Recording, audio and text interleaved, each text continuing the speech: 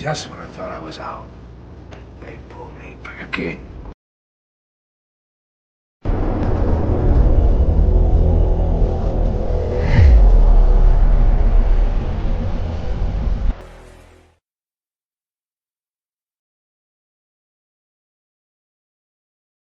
Welcome back, everybody, to another episode of Big Apple Hockey, where I'm from a new location and delighted to be.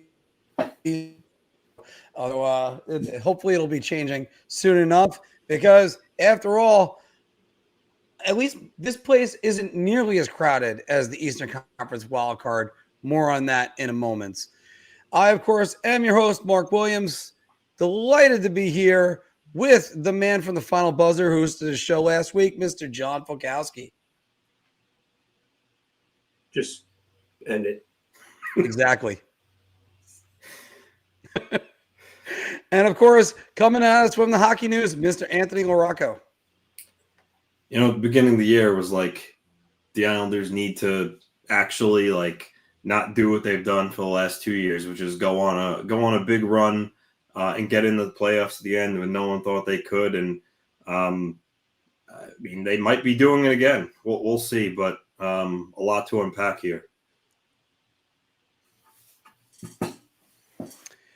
Yeah, and it should be a little bit more like happy news. Sorry, I guess I'm lagging in my Wi-Fi right now. A little bit. Tiny bit. Yeah, a little bit. Some barely. All right, there we go. Okay, but there's been a lot that went on just last night, everybody, and of course, welcome to the A Block, which is powered by SeatGeek. Use the promo code Big Apple Hockey. Why is that going off twice? This is a bit of a technical problems today, guys. Sorry about this. Anyway, Big Apple Hockey trucker hats and shirts are available. Yeah, how is today's optional skate? The morning skate optional? I have no idea. The A Block powered by SeatGeek, brought to you. Use the promo code Big Apple Hockey. Wow. I have technical difficulties right now. Never mind everything else. But you know what? At least, guys, I'm putting more effort than the New York Rangers did last night. Yeah, well, unfortunately, they are sort of a big part of that A Block because let's look at the wild card standings. Because when you look at them, Ottawa, 77 points. They're comfortably in that first wild card. Montreal jumped over the New York Rangers for 73. Rangers right now underneath that line at 72. Detroit 70, tied with the New York Islanders, the Columbus Blue Jackets, and the Boston Bruins is still there, but let's just say it's not really a number that we're worried about. There's going to be other numbers that are going to be thrown up in there, Mark, including guys, upcoming games that you have. Just for accounting. Thank you, Mario. Thank you very much. Just for accounting purposes. But you got upcoming games. I said just for accounting purposes on the standings, you had Detroit ahead of the Islanders. Even though they have the same amount of points, the Islanders are ahead of Detroit because of games played. Technically, yes, Detroit is behind them, but we'll worry about that in percentage points soon enough. But you look at the upcoming games of the New York Rangers, they played the Maple Leafs and the Vancouver Canucks before going out west. Phil, they have the 12th hardest schedule in the league right now. I'm going to go with strength of schedule more in a minute. But yes, as Anywhere for Life is saying, if I ever saw a coach that was more gone, Peter Laviolette is it. Phil, I'll start. Actually, you know what? I'll start with you. What do you make out of the insanity of the Eastern Conference wildcard and everything that happened last night? Well, I mean, the wild card chase itself it's continued to stay really open. Teams continue to be there. Columbus, even though they're not playing well as of late, they're still there. Detroit, they lose to Washington last night, but they're still close. Montreal jumps back into a spot because of the shit show that happened at MSG last night. Mighty, I mean, I hope this is sarcasm, Steve. I really do. I really hope this is sarcasm because that team is anything but mighty. And in regards to last night, this whole team should be embarrassed. Whole team should be embarrassed. The coaching staff should be embarrassed. The front office should be embarrassed. But I'll tell you right now, that was one of the most pathetic efforts I've seen. Like, this was something I expected during, like, the dark ages where they clearly didn't give a shit. Yeah, Little Bros league roller game had more heart and entertainment value than last night. Yeah, I don't blame you there. I really don't. So, I mean, it's reminding me a lot of the dark days where it's that country club attitude, and it's permeated through the organization again. And just, I don't know if this is just their final proverbial FU to Peter Laviolette and Chris Drury, but this is pathetic. This is pathetic. And if these guys think that they're going to be here after this season to see those guys gone and they're going to come back and they're going to play some great hockey next year or something like that, I'll tell you right now, that's not how you audition for next season. It's not.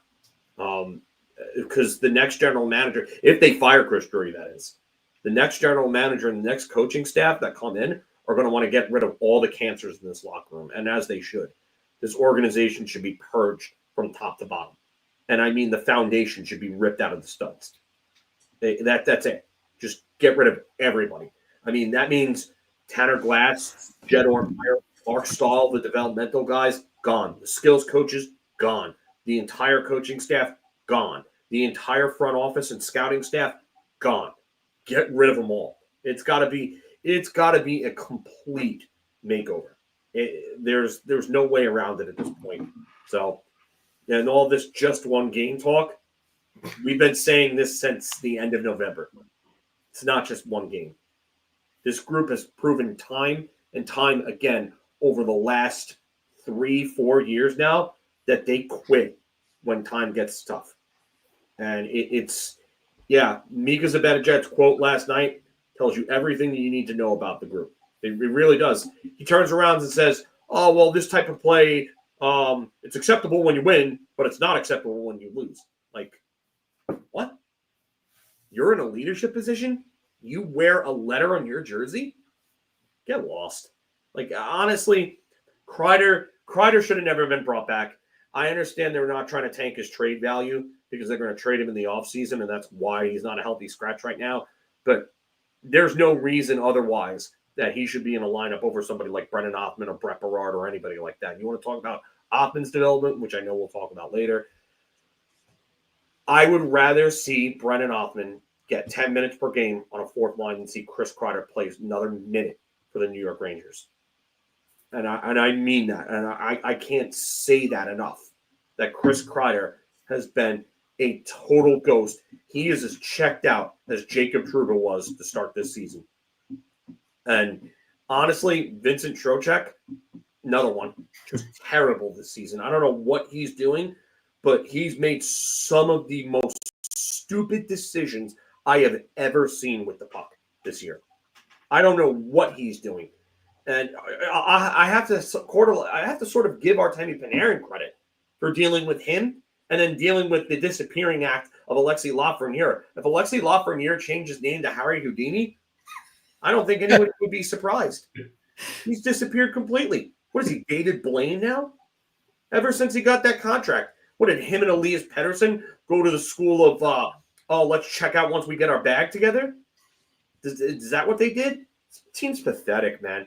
I have never seen a more unlikable team than this team. Because at least in the dark ages, it was expected. The dysfunction was known. It was made public by Bobby Holik. Like, you knew everything was all sorts of screwed up. This is a joke. Complete joke. It's the most unlikable team I've watched in my 30-plus years of watching this team. And it's funny because it came after one of the more likable teams that they ever had. And let me just, before I throw this down to Anthony for a minute and talk about the fact that the Islanders are still in this playoff race. And the Islanders have tried not to be in it, but yet they're in it. I got to go back to this one, which is the one game. Any fan that says this is one game, This is emblematic of everything wrong with this team. You have no idea what's wrong with this team then. First, your all-pro goaltender that's going to get paid $11.5 million. Last night's not on him, but he needs to step up. If you're going to be this $11 million goalie, then you have to play better when your team is absolutely just dog shit. I'm sorry. I was trying to avoid saying a better word. So let's start with that one. So you got to play better. Secondly, if you're going to be Mika Zibanejad, you got handed $8.5 million a couple years ago, be a number one center. You got to step up and be, what was that thing? A number one center.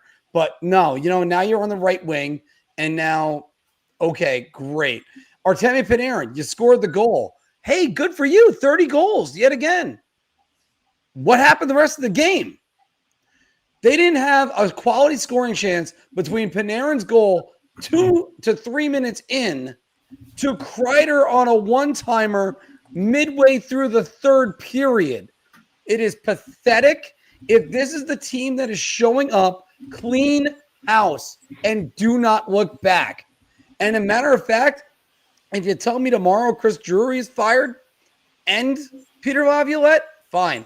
But back in December, I would have been against it because this team is no more one game. And again, JT Miller, he was looked at as the savior and the messiah. He has not been. He's been really good. Don't get me wrong. He's been really good for them. But what's he done the last 8 games? There you go. But this team has so many issues. Can't even go over it. And the fact that there are fans still going, oh, it's just one game. They played 69 games. They have 2 more games than most of the teams that are below them by 1 point or 2 points. Yes. And yeah. And again, paying Igor is stupid in this situation. Let's go to the other team in this situation, Anthony, because the Islanders sold, and they didn't sell completely. They kind of dipped their toe in selling. And they got rid of Brock Nelson. Callum Ritchie is still not on his team right now, so you can't even say they got assets back. But the Islanders find themselves after last night just 3 points out of a wild card.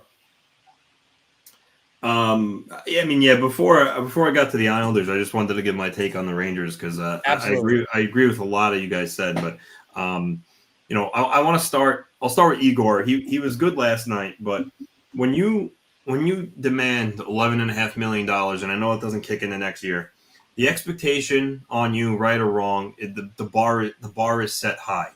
Like, in no world should Joey Decord on Seattle have better statistics than a guy who's claimed to be the best goaltender in the league on a worse team. It just should never happen. 907. I mean, Sorokin has 907 too. So they both could be better, but difference is Igor's, again, he's supposed to be the best in the world, $11.5 million, and he's playing like he's a, an average to good goalie on some nights. Mm-hmm. And it starts with him. He hasn't been good. Lafreniere, as Phil said, he might as well not even be on the team with the way he disappeared. Zibanejad's playing better, but for the majority of the year, he sucked, let's face it. Kreider has been terrible. And Panarin, while he's still putting up points, the guy looks like on majority nights he has no interest in playing any sort of defensive, responsible hockey. So, Anthony, just to interject, we also neglected to mention Mr. T.O., turnover captain. Oh, yeah. That notwithstanding. And then like Trocheck, like Phil alluded to, he hasn't been good. So when you have all these your top players not performing, you get what the Rangers have gotten this year, which is a lot of just kind of meh. And that goes to this Eastern wild card chase. All these teams involved are they're all mid, really, as the kids would say, and they're all still in it. But yeah, what's the most concerning for me for the Rangers is their effort last night. You had a chance where you can go up a little bit on the teams chasing you, and you laid an egg against the Calgary Flames on home ice. And not that the Flames are terrible. They have a lot to play for. They're trying to make the playoffs too, but they needed much more of an effort, and they didn't show up. And that has been a big storyline of their season. And that segue to the Islanders, Mark. You mentioned the Islanders still in it. difference between the two teams are they're both mid, but the Islanders are less talented, but they work hard. They typically don't give up. I mean, yeah, sure, every team has nights where they mail it in, and you've seen some nights from that for the Islanders. But that group, they work hard. They just I don't know if it's because it's kind of like a us against the world mentality, or they, they still believe in themselves, or if it's the coaching. I know we all have varying opinions on Patrick Waugh, but maybe they believe in his message and they want to play hard for him. But that team works hard. They don't give up, and you saw that with their last 2 wins, being down in the third period, both games. And in their situation, they could be like, oh, Barzal's been out. We traded our best player at the deadline. We're likely not going to make the playoffs, or we're down in the third period. I mean, let's just, it is what it is. But no, they worked really hard in those games, and they made comebacks. And, now they're in a situation where I can't even believe I'm saying this, but if they beat Montreal on Thursday, they'll be 1 point out of a playoff spot. And that's like, at that point, they control their own destiny. 1 point out with the same amount of games played as the Canadiens. I mean, it's wild, but I think what you're seeing there on the island is a group that kind of banded together after they traded Nelson. They said, look, we, maybe the way we performed this year is the reason why that happened. Because let's face it, if they were a much better team, they wouldn't have traded Nelson either way. So they probably have some of that onus on them. They feel like their play and during the season led to this, and now they're trying to band together and prove that, hey, even without Nelson, Barzal, we can still make a run and get in the playoffs again. And they're playing well. So we'll see what happens. But I mean, kind of put a bow on it. All these teams are kind of just there. They're average. And I think whoever does get that last spot, the consolation prize is going to be a waxing by the Washington Capitals in the first round. That's what they're going to get. And obviously the revenue from 2 gates at home. But yeah, it's going to be tight. And I know as disenchanted as some of the Ranger fans are after last night and their performance, I mean, they're still not out of it either, which has been the theme, right? They lose, they win a couple of games, they lose again, and then it's like, oh, they're done. And then I'm gonna quote MJF there. You want to know why? I'm gonna quote MJF from AEW. Anybody who watches AEW, mid. Yeah. Mid. Well, that's what it all is. But yeah, I mean, so there you have it, Mark. I mean, you see some of these teams down here.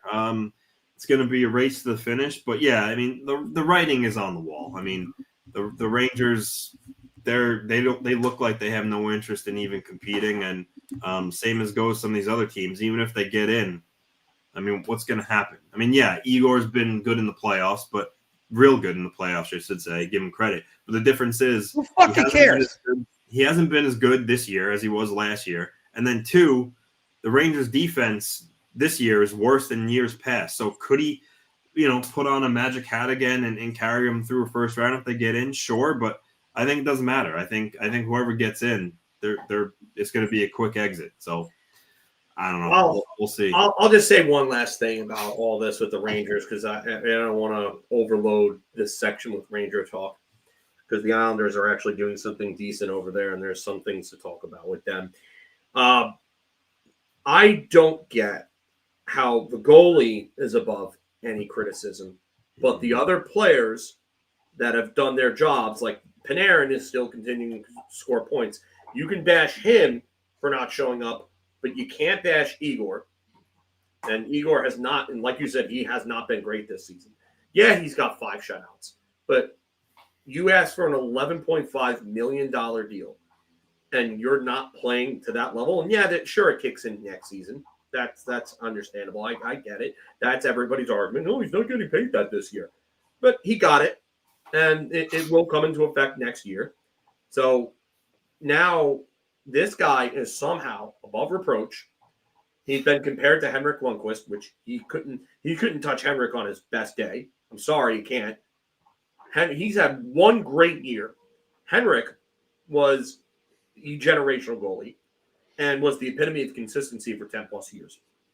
Not only that, but why is it that they should pay $11.5 million to a position that they actually can develop, the one position that they've had any sort of success developing over the last 20 years, and yet we sit here, pay this guy, and he's up and down. His numbers have trended downward since 21-22. And now all of a sudden, he starts struggling, and everybody gives him a free pass like they did last year when he struggled. He had to take a month-long mental reset last year? Jonathan Quick had to help save the season? I mean, come on. Like, we're at a point where he can do no wrong with a certain amount of people in this fan base. And yet, he is doing wrong.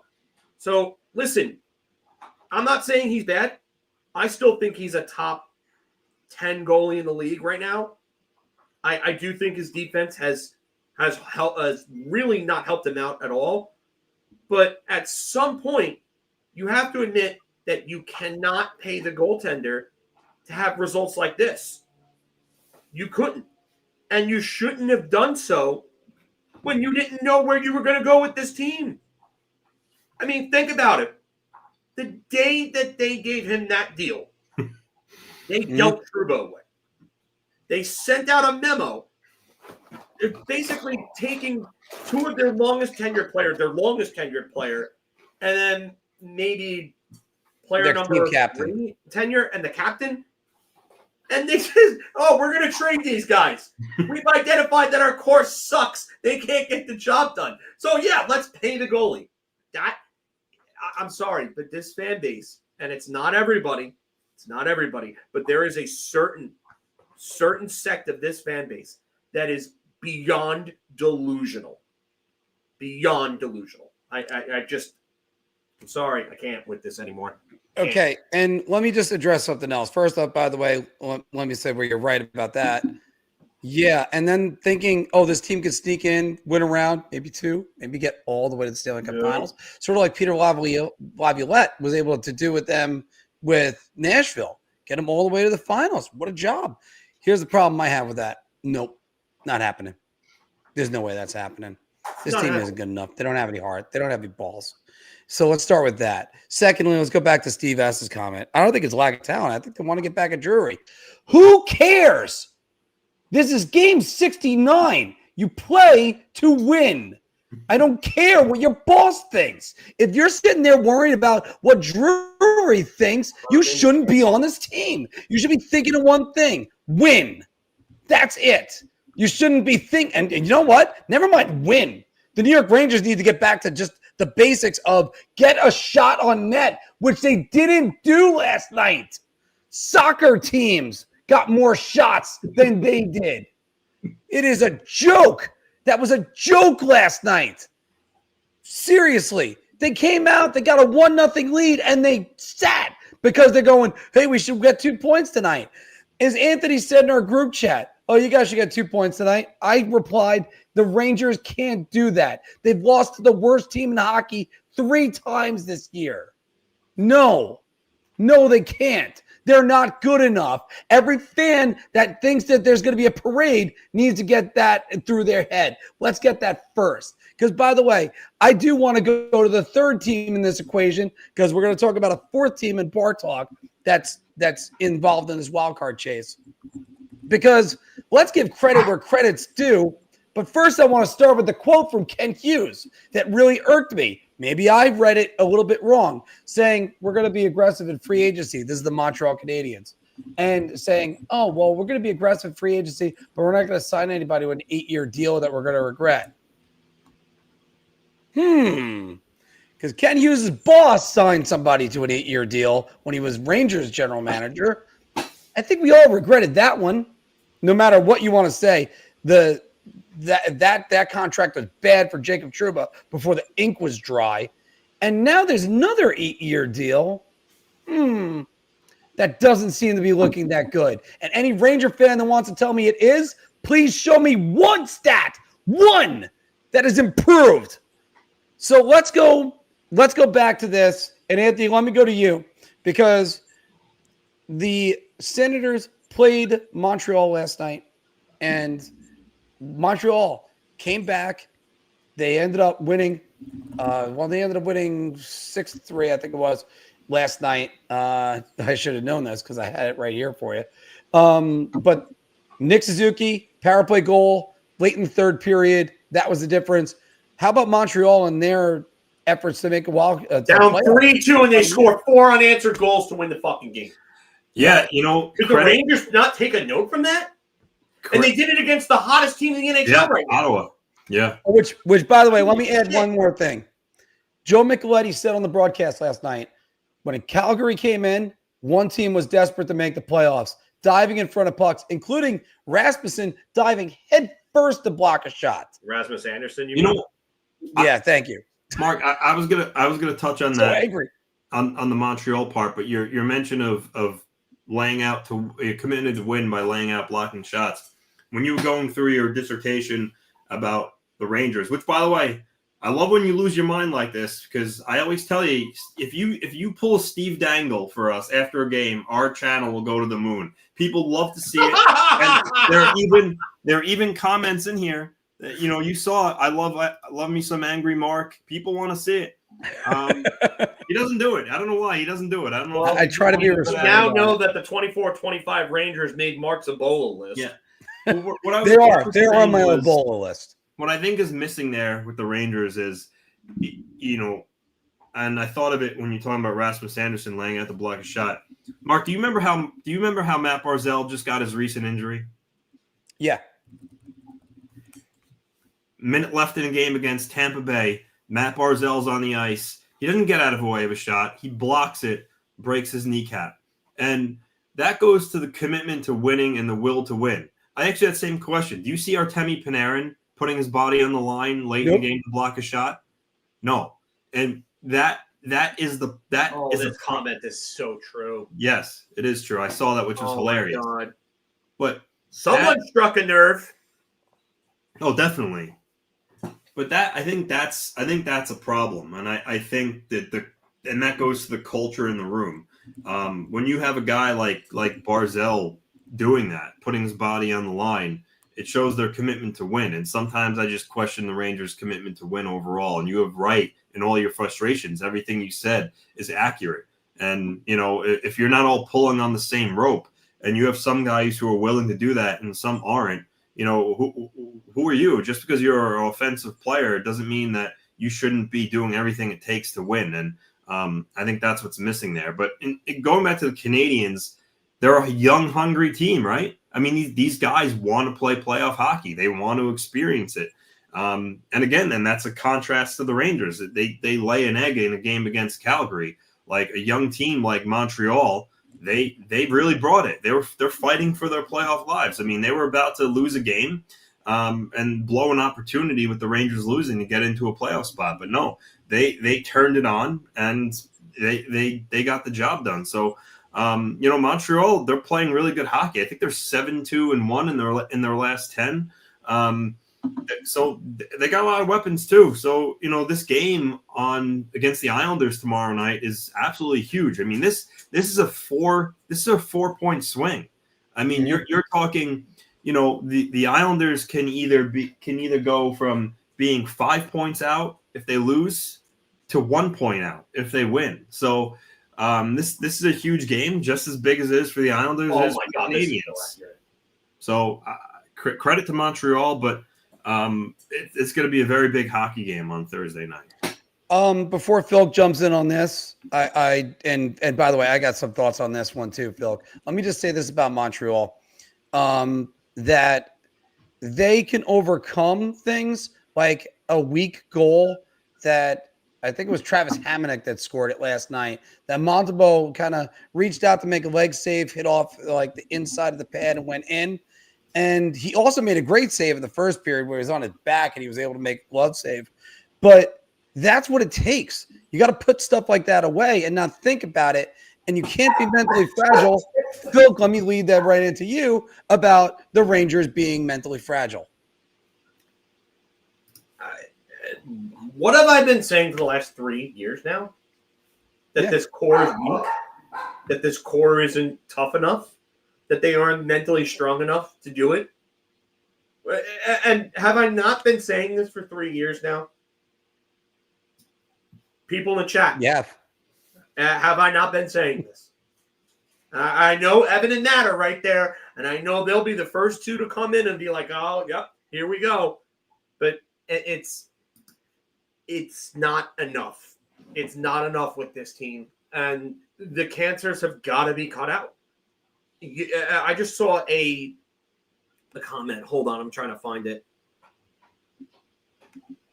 Oh no, it was Mark Movel's comment. Sorry if I'm pronouncing your name wrong, Mark. But this comment right here, like, you cannot have this attitude corrupt these young kids. You can't. And I can't believe. Yeah, go back to the final buzzer after they lost. After that game 7 loss. Just I don't understand it. I really don't, how this team continued to get chance after chance after chance, despite them coming up short in the big situations, and not just coming up short, but dying without a fight. Like, it's one thing to lose to a better team and put up a real good fight, but it's another to show up in a game decide, or not show up rather, in a game decide, in a series deciding game, and just play with no heart. Your best guys are, like, clearly quitting. Like Adam Fox, that shorthanded play. What the fuck was that? When Palat scored that goal? What was that? I mean, I could go back. There are so many other instances of plays like that over the last 3 years with this team in big games, where they just don't show up, don't care. It's time for a facelift. And now you can't do that because you signed a goalie to $11.5 million, and now you can't do a full-on rebuild. You have to retool, and you have to hope that you can get back to the point where you were last year in the next 2 to 3 years, so that you have a 2 to 3 year window to win with. And if you don't, guess what happens? You have an $11.5 million contract that is immovable, and you have the Henrik Lundqvist situation in 2020 all over again. Except you don't have Henrik Lundqvist. Fucking job. Hands down. Now, guys, there's another team we're going to talk about in Bar Talk in a minute. But first, let's get back to strength of schedule right here. Anthony, do you look at this and say the Detroit Red Wings? What? Say it again. You look at the strength of schedule remaining Detroit Red Wings, number 1. Yeah. Still frozen? No, you're good now. You know what? The strength of schedule rankings, honestly, yes, it certainly plays into it. I'm not going to be naive there, but at the same time, anything can happen on any given night in the NHL. I mean, good teams, Detroit can go and go through I don't know who they're playing exactly. I'm just coming up with an example. They can go through a murderer's row of, let's say, Winnipeg and Colorado and Dallas, and who knows, maybe they go 2-0-1. You just never know. So yeah, it doesn't help to have a really hard schedule, but I'm not going to say they're out of it because of that. I'm going to say they likely won't make it just because of their team and what they are. I think they're a flawed team. I mean, Peter Mrazek is one of their goalies that they just reacquired because he used to be a wing. But I don't know. I don't think they have it. I don't think they did enough at the deadline. They had lost 7 in a row until they recently broke that streak the other night before they just lost again to Washington. So yeah, I don't think it's going to be Detroit, and it's not because of their strength of schedule. I just think they're not gonna make it. I mean, I think that last wild card spot is going to come down to, I think, the 3 teams that are 9, 10, and 11. Really, I think, as crazy as it sounds, because that's what they are, everything everyone just said.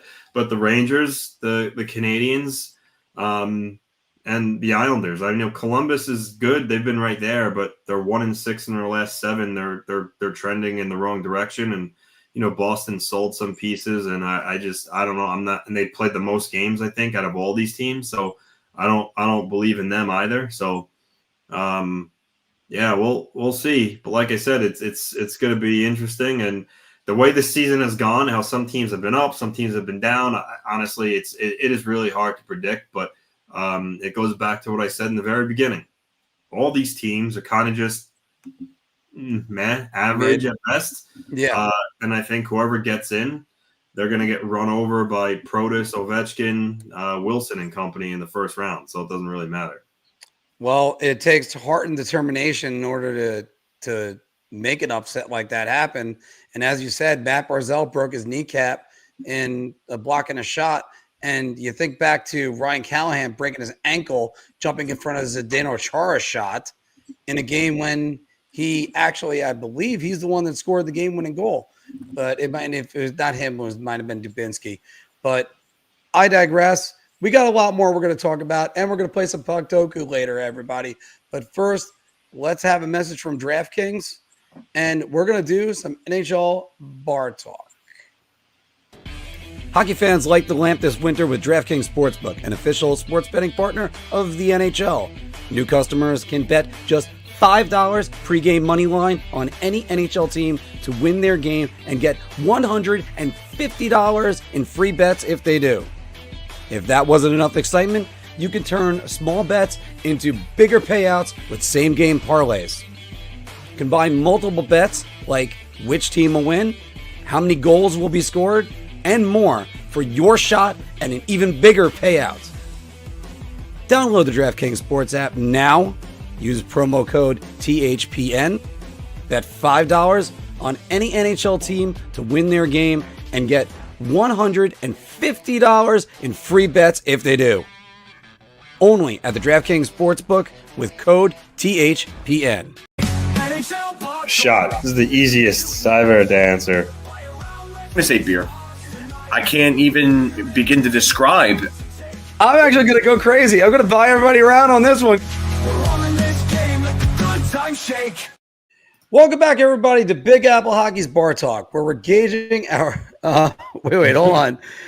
Oh, yeah, no, we were supposed to start at 2. We actually went a little bit easy. Actually, it was a miscommunication, Josh, but thanks for coming on down. We were supposed to start a little bit earlier, but don't worry. There's plenty of us to watch, so we're always on demand. But welcome back, everybody, to Big Apple Hockey's Bar Talk, where we're gauging our confidence on NHL topics based on our choice of drink. You're so confident that you're buying around, so have a beer, or, oh, dear God, I need a shot. Play along down in the comments below. And guys, we're going to start with the New York Rangers with a guy that was a healthy scratch last night. And they're playing some pretty good hockey for them. Brennan Othmann, 11 games played this season. He's +1. He's been averaging 9 minutes of total ice time. Phil, Rangers are giving Brennan Othmann the Nito Niederreiter treatment. So I'm not like what? Okay.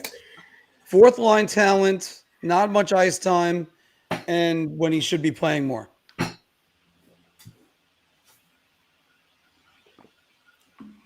Beer, only because I would say that I don't think he's done enough to deserve more. He probably should still be playing in Hartford and getting top minutes there as opposed to getting 9 and 9.5 minutes per game at the NHL level. Like, he hasn't been bad, but it's not. I just don't see how they're mishandling it, other than the fact that he should be in Hartford. Like, the one thing I'll say is that should he be in the lineup over Chris Kreider? Yes, absolutely. Anybody with a fucking pulse should be in the lineup over Chris Kreider. The guy actually might be dead, and just might be like, if it was possible to pull a weekend on Bernie's with an NHL player, it would be Chris Kreider, because that's what he looks like out there. It's Chris Kreider cardio, because that's basically what he's doing. He's just Mr. Cardio at this point. So I think you need to just send Othmann back down to Hartford.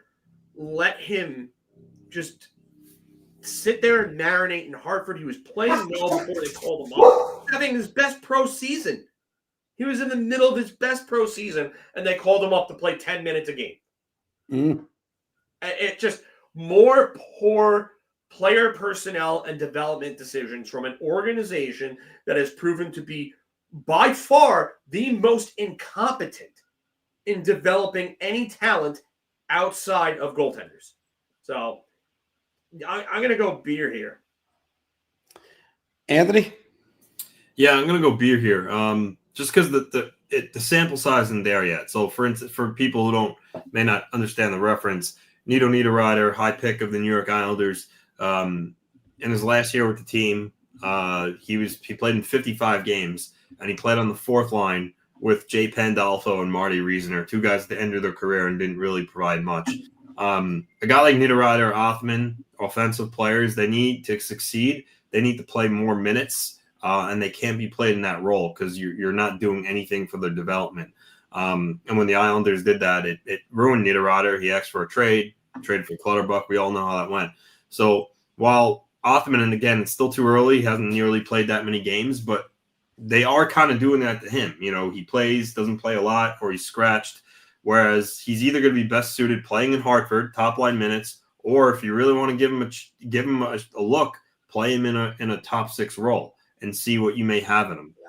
But using him with the way they're using him now, you're not doing anything for his confidence and development. So I'm going beer just because the sample size isn't there yet for what the Islanders are. The sad part, by the way, is that they've been the best line at times in the last few games. And Anthony, real quick, Clutterbuck for Niederreiter. Did the Islanders win that trade? I mean, I think both teams got what they got out of the deal. I mean, there's no doubt about it that Niederreiter is a better player, but there's also no denying that Cal Clutterbuck was an integral role of some of those Islander teams on that fourth line in the role that he played. He was part of the best fourth line in hockey for a couple of years. He had some seasons where he scored 15 goals with the Islanders. He was a big contributor. Talent 1 for 1. I mean, they lose, but Clutterbuck was a good Islander for a long time. So I don't know. I don't really mind the deal looking back on it in retrospect. Phil, I know your opinion because I saw you shaking your head on that one, but we'll get back to that one in a second. Getting back to this, though, I'm going to buy a round on it. And it's because if you got a guy that's going to be a top six forward, play him as a top six forward. Don't put him on the fourth line. I hate this stupid idea. Oh, you go on the fourth line, you earn your ice time. Well, shut up. Absolutely just shut up. This guy was drafted in the first round. Don't ruin the kid's confidence. Play him.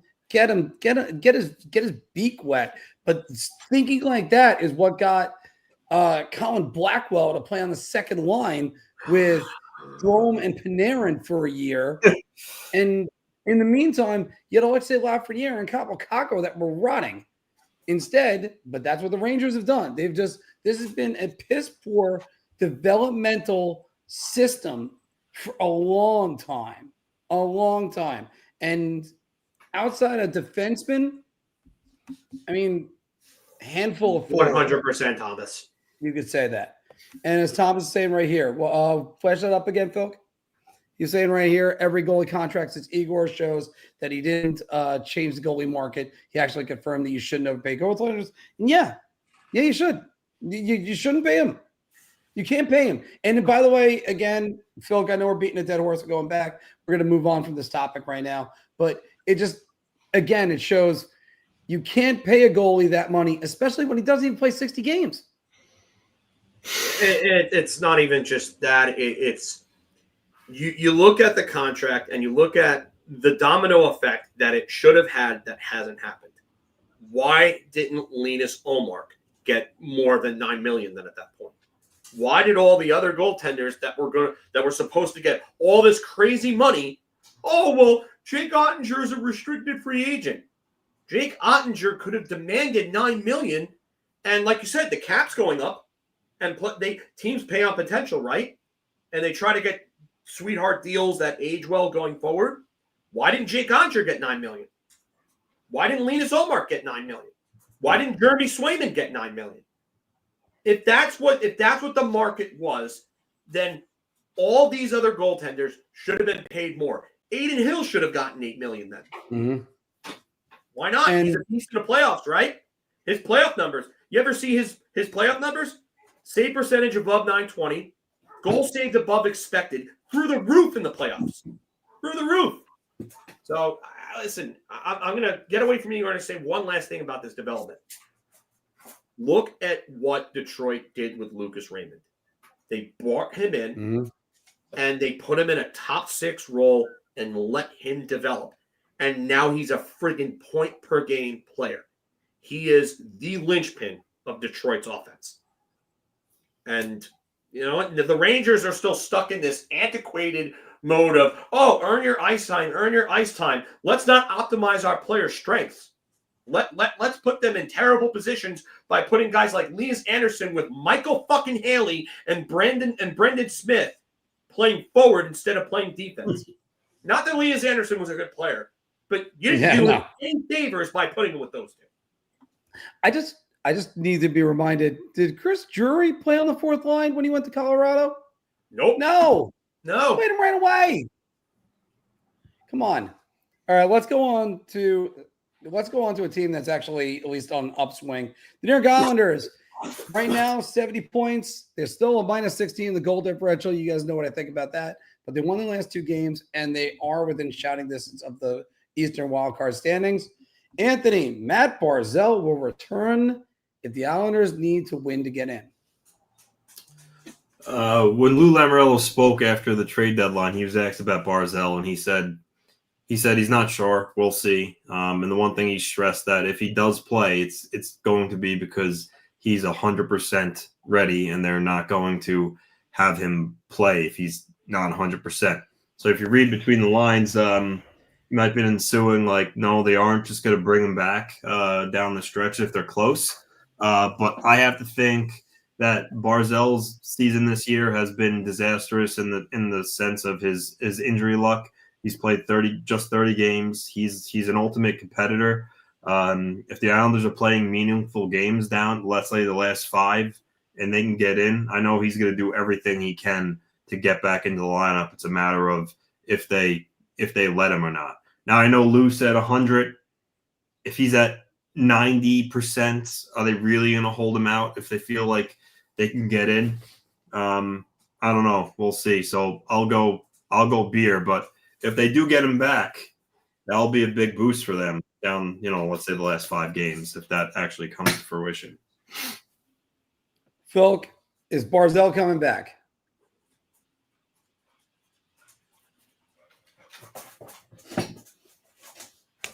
How do I answer this question?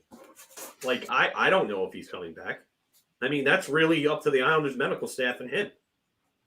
I don't know. I have to give this an incomplete. Or an NA. I can't answer this. I mean, if the question is should he return, I mean, even at that point, I don't know how I answer that question, because it's just, what happens if he gets hit there again and breaks his kneecap again? Or what happens if he injures that knee and a player goes after that knee? Like, is it worth it? Is it worth it to try to get another first-round appearance? And like Anthony said, maybe get waxed by the friggin' Capitals in the first round? Because the Islanders ain't beating the Capitals in the first round. I don't think any of the teams that get into that spot are beating the Capitals, even though I think they're the PDO Kings. So, listen, I can't answer this. I can't. It's really up to him and the medical staff. Would I do it? No, I would rather see my guy return healthy next year. And all right, listen, if you made moves to try to better the team going forward, then okay. But you sold off your now best center, or then best center, because Barzal was out. You sold him off to Colorado. Then in a weird twist, they didn't sell off the winger that could have gotten them a nice little haul at the deadline. So like the Rangers, they're in this weird in-between position where they didn't want to go from having a complete sell-off or a complete buy either way. So it's not really, there's no real message or direction that's being conveyed here. So why, like, if they were going all in, like, okay, like, let's just say they felt that Barzal coming back would have put them over the top after making a bunch of serious acquisitions and keeping Brock Nelson. Okay, fine. At that point, I understand it. They're going for it. But there was no commitment to that. There was no commitment either way. There was no commitment to selling and rebuilding. There was no commitment to buying and going all in. So why are we rushing our best center or best winger, best playmaker, one of our top most talented players back just to get to a playoff spot? Why would you want to risk his health at that point? I don't see the direction. I'm sorry. I just don't. Incomplete for me. I can't answer this. I'm sorry. Mark's frozen. No, it's okay because I'm actually going to go shop because I'm going to ask the question, is he injured or is he hurt? If he's injured, don't come back. If he's hurt, maybe it's like a little nagging thing, then yeah, go ahead. But not in this case. I wouldn't risk Barzal's long-term health for a short run in the playoffs this season. I mean, because again, none of these teams really are exciting you to go, wow, they might beat Washington, maybe Montreal because I got a history of that, but I just don't see it. So let's move on. Let's look at the one team in the Eastern Conference standings that we weren't looking at before. First, let's mention what the standings are. You got Ottawa with 77. They look like they're comfortably in. By the way, everybody, I would like to extend my humble apologies to the Ottawa Senators, who I have ripped for a long time for not being a team that's going to make it in. Although they tried to blow it a few different times themselves. But then you have the Montreal Canadiens, New York Rangers, Detroit Red Wings, New York Islanders, and the Columbus Blue Jackets that are all in the race. But the Blue Jackets' 1-6 stretch is going to cost them their playoff berth. Guys, I am going to come out and say beer on this one because, unfortunately, nobody's been able to pull away unless they're the Ottawa Senators. Everybody else has been kind of stuck. They've like you got take for instance the Rangers right now. They're 4-4-2 in their last 10, 2-4-2 in their last 8. But then you get like Montreal is 7-1-2. All right, they've taken the bull by the horns. The Islanders 6-3-1. They've jumped back in there. I mean, Detroit 2-8. Yikes! They're the ones I would look at and go, they're trending in the wrong direction, and it's going to keep going. I'll cede to you, Mr. LaRocco. I'm gonna say beer because even though that the way they're playing right now certainly isn't good. Like you just said, no one's pulled away. So I mean, if they win on Thursday, they could be anywhere from 1 to 3 points out of a playoff spot. So yeah, I mean they haven't been good, but they win again. A couple teams lose, and they're right there. So because of that, I'm gonna say beer. But also with that said, I do think they are going to miss out, as I said, in the A block. But this stretch, as bad as it is, there's still, it hasn't cost them a playoff spot. Let's just put it that way. I mean, if they lose 3 more in a row, then yeah, maybe that will. But right now, no. I mean, if they get a win Thursday, they're still right there. Phil? Beer only because of a technicality, because they're close, but you look at their schedule, it is not kind. I mean, they have 1, 2, 3, maybe 3 games in which you could say, they should win those games. Every single other game is either a tough game or could go either way. I mean, look at Thursday, they have Florida. Friday, they have Pittsburgh. Monday, they have the Islanders. The next Friday, they have 3 days off between games, Tuesday, Wednesday, and Thursday.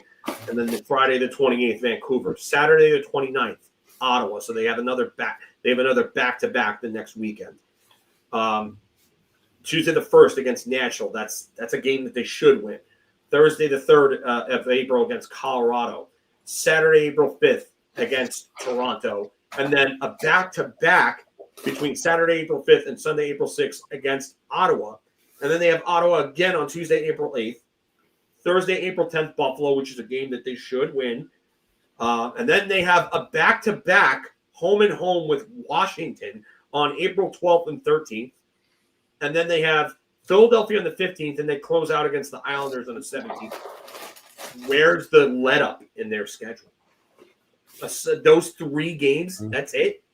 And you never – by that point, Buffalo's completely out of it. So they're going to just go out there, and they're just not going to give a shit. And they can play spoiler without having any worries because they know they're not going to make the playoffs.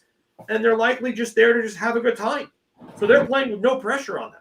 And that's the worst type of team to face in this situation. So I'm going to say beer, but I lean towards round. I really do, but I can't say round for sure right now. And I mean, you said it best with that, Phil. You get those teams that they just want to play spoiler. There's no pressure.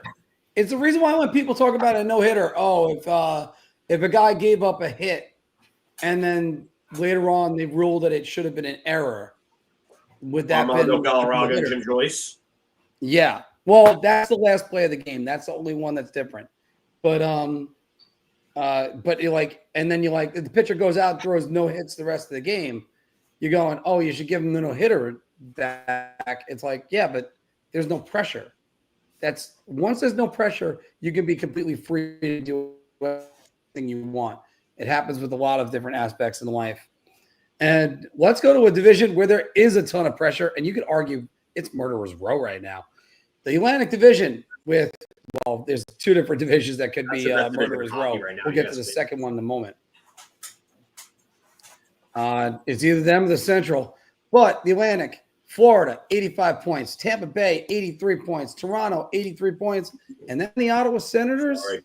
And that's a good point anyway, by the way. Ottawa Senators all the way back at 77. We're actually starting to mention the Ottawa Senators because they've been on a little bit of a hot streak. And Toronto's been a little bit cold, 5-4-1 in their last 10.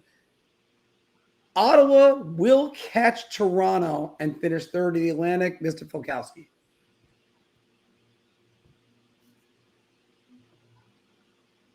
I'm going to say shot. I don't see that. Ottawa's playing good hockey, but they just blew a lead to Montreal last night and literally let up 4 consecutive goals. You know, to lose that game. They had a 3-2 lead. I think Ottawa's young. I think they're inexperienced. And I think there still are some kinks that they need to work out. But I don't see them catching Toronto. I think Toronto has the guys that have been there before. They'll get it together. Whether or not they choke in the playoffs and get knocked out in the first round is a completely different discussion. But I just do not see this team catching Toronto. And I don't see Toronto collapsing and losing that spot. Anthony? I don't know. Part of me wants to say beer just because I think it would be good to see Toronto crumble a little bit, but it was 5 points. 6. 6.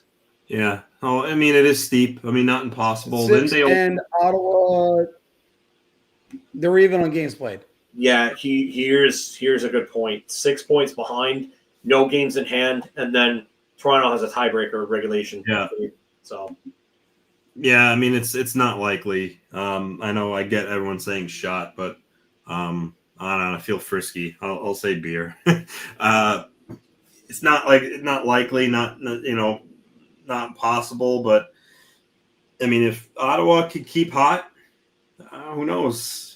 Maybe they go on another Hamburglar run and they win a bunch of games still and move up. But yeah, no, it's not likely. But I'll say beer just because I want to believe. I'm going to go shot. I don't think they play the Rangers again the rest of the year, and they blew a 2-goal third period lead to them. So that's for one. I just don't think Toronto's going to collapse. That's really what the thing is. Ottawa, hey, again, my apologies to you guys. You're finally living up to your potential. It only took you, 2 years to do this? That people have been saying you're a playoff team?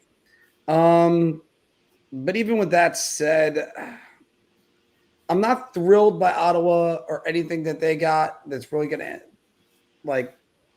really kind of propel them to number 3. I will say this about Toronto, guys. Joseph Wall and Anthony Stolarz have never worked this hard in their careers. Look out, because that cliff is coming, and it could come a lot sooner, and you might see the drop-off in play. Because when you get a guy that's never played, I think Wall's never played over 30 games in a season, and Stolarz has been a career backup. To just assume they're going to keep going, it's going to be a lot tougher. Yeah, guys, let's look at the Western wild card too. That's almost as crazy as the Eastern wild card. You got Vancouver, 75 points, St. Louis, 75 points, Calgary, 73, and Utah at 71. Anthony, the Blues will beat out the Canucks and the Flames and Utah for the final wild card spot.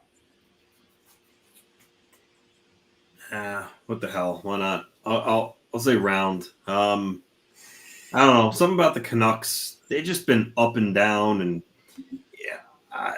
just that team has kind of had a lot of challenges this year. I mean, Pettersson's starting to show pulse, so maybe that's enough to maybe carry them across the finish line. But I do like the Blues more than the Flames. I happen to really like Utah, but and while they're still in it right there at 74 points, I still think their time's not now. I don't know, something about the Blues, just I think they're going to squeak it out. Can't really tell you why. It's just one of those feelings I get. I mean, I do think guys like, Robert Thomas and Jordan Kyrou are obviously very good. Not to say that Vancouver doesn't have really good players too, or Calgary for that matter. But I like the makeup of the Blues. And my question is Jordan Binnington. Can he keep playing hockey to kind of, propel them to get over that hump? Obviously, the Canucks have some issues. Demko's been hurt. He's been erratic a little bit. Flames are relying on a rookie in Dustin Wolf. So I don't know. I something just tells me the Blues get in. So I'll say round, but I wouldn't be surprised, if the Canucks hold on too. Has nothing to do with Jim Montgomery being the coach over there, right? I mean, that helps, yeah, but no, something about the Blues. I don't know. I think they get in. Phil? Their strength of schedule is very easy. It's got to be one of the easier schedules in the league. I mean, I'm looking at it right now. Vancouver on Thursday. I mean, that's a big game. Yeah, that's a massive game for both of those teams. But then they have Chicago, Nashville, Montreal be a tough game because Montreal is also going to be desperate. Nashville again. Colorado will be a tough game. Detroit has been so up and down. Pittsburgh up and down. Then you have Colorado, Winnipeg, and Edmonton, which that 3-game stretch is tough. But then they end with Seattle, and then Utah could be out of it by then. So that could be a tough game, that last game of the season. But St. Louis, they do not have a tough schedule going forward. So I'm going to say beer. I can't say round. But I will say that St. Louis is primed. And the one thing that they have over those two teams is, as you said before, Jim Montgomery. I'll take Jim Montgomery over any other of the other two coaches. I think Jim Montgomery is a guy that is underrated, very, very underrated coach. I think he's a very, very good coach. If he would have been available for the Rangers, if they fired Laviolette, he would have been right near the top of the guys that I would have wanted to come in to replace Laviolette if he somehow does get let go after this season. I'm going to go round, guys. I don't like Vancouver.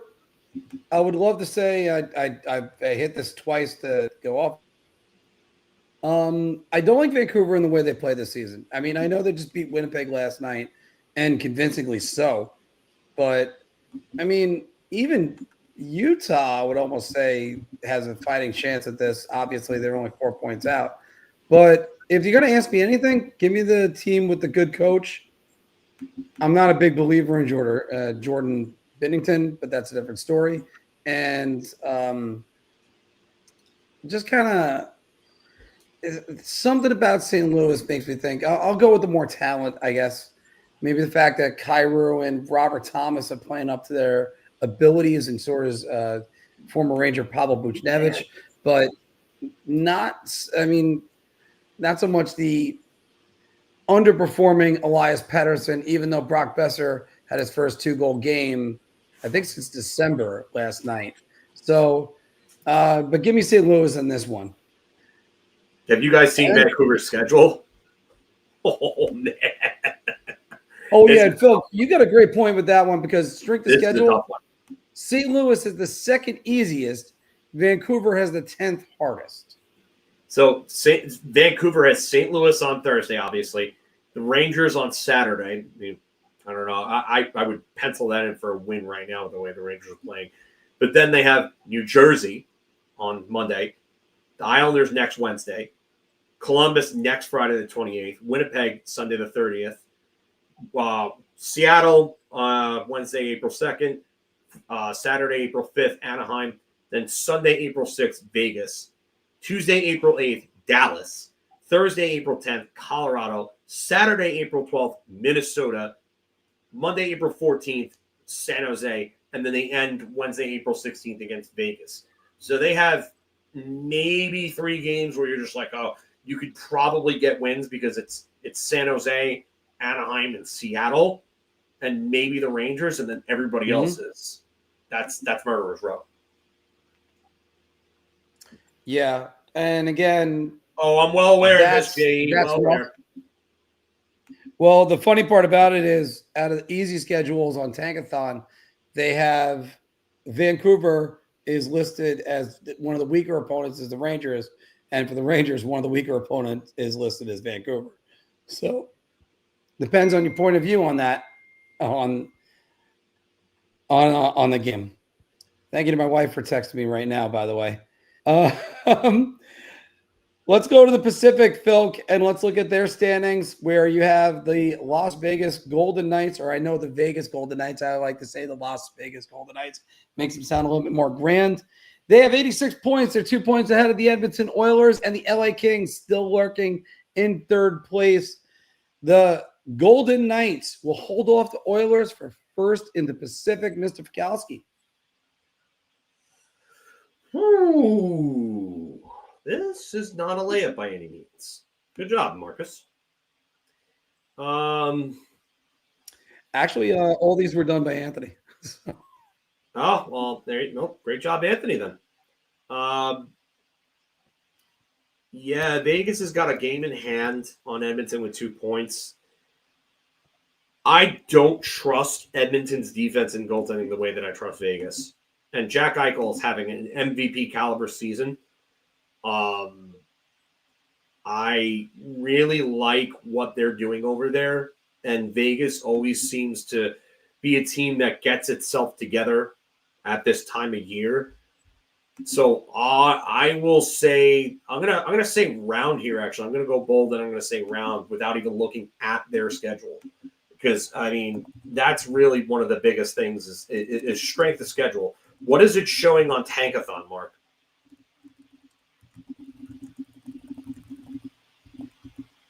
Mark, did you freeze? Yeah, he froze. Sorry. All right, so I'm gonna pull up their schedule while he's frozen. He may even have to back out and come back. Sorry about the technical difficulties there.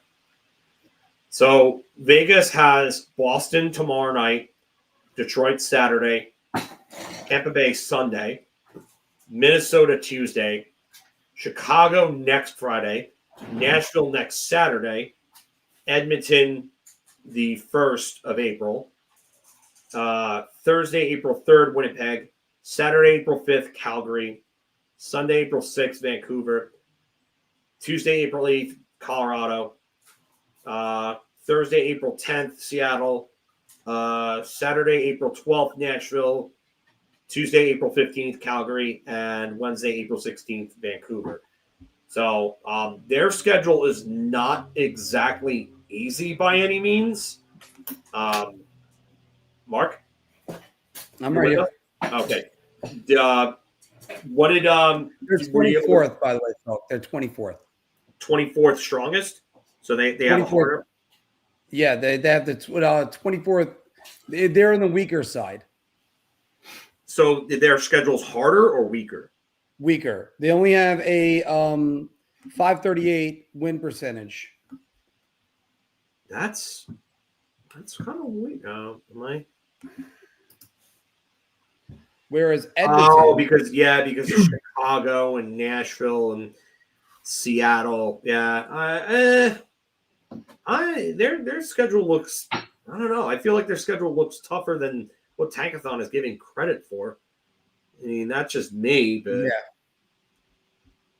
I don't know. I'm going to say round just because I think they're a better all-around team, and I think they have a better coach too in Bruce Cassidy. But I'm going to go round. By the way, everybody, sorry about the technical difficulties. I'm probably going to upgrade my Wi-Fi after all this is done. Anthony? Round. I like the team better defensively. I like their goaltending better. Yeah, I just like them better. I think they're gonna hold them off, and we're gonna get yet another Oilers Kings playoff series. You know something? I'm gonna say round on it. I think the Knights are gonna get to. They're gonna hold off Edmonton. My question is, can they hold off LA? And it seems like they always open the door for LA to get back in there. They got 2 games in hand. LA has played great at home. And if there's any team that should be motivated to get home ice more than anything, LA Kings, 23-3-4 at home. Yeah. Do you know what they are on the road? 13-18-5. Yeah, not Yikes. good. They need home ice, and they need it badly. So I think the Golden Knights are still going to hold off Edmonton because obviously Anthony outlined it before. Stuart Skinner, not really that good. And yeah, you know what? I don't think this will be a great debate for a long time. I actually like this system now because it lets you have two at-large systems. Keep on having the different the interdivision rivalries that are in there. You're all out after that, and if you can't beat your division, you don't deserve it. So, okay, so then that's we my see thought the about same that, and then team also over and over again against each other and get tired of it, and then the viewership drops off because the people are tired of seeing the same damn matchups. Yeah, but the viewers weren't exactly tuning in for Rangers versus Atlanta Thrashers. So, I mean, it's a good folk. We're going to have it more in the off season, definitely. Let's stay with the Edmonton Oilers. By the way, Leon Draisaitl, NHL goal leaders, 49 on this season. Anthony, Leon Draisaitl's going to reach 60 goals for the first time. So is that the Oilers have 14 games left, and he needs 11 goals. 11. 11 goals in 14 games he's going to need, because I think that's how many games they have left. I mean, if anybody could do it, it's him, right? I mean, it's certainly not a layup, but I mean, if he has a game where he scores a hat trick, then he's you know what? I'll go round. I'll be bold. Because again, you know, he scores a hat trick. You're talking 50, 51. You know, and you're 52 goals. He needs 8, and what? You know, let's say he does it in the next couple of games. So, and I know that's but I'm just saying he's the type of guy that has the skill to do it. So, yeah, I'll stick with it. I'll be bold. I'll say round. Phil? Oh, man. Wow. 68 games. 14 games left. Needs 11 goals in 14 games. Possible. Very, very possible. It's also possible that he doesn't need a hat trick. He just rips off 4 different games of 2 goals. I mean, if there's anybody in the NHL that can do it right now, I mean, there's 2 guys that I can think of right off the top of my head. It's him and Matthews. So, round. They play the Ducks because he can fart. He can goal fart off of Truba.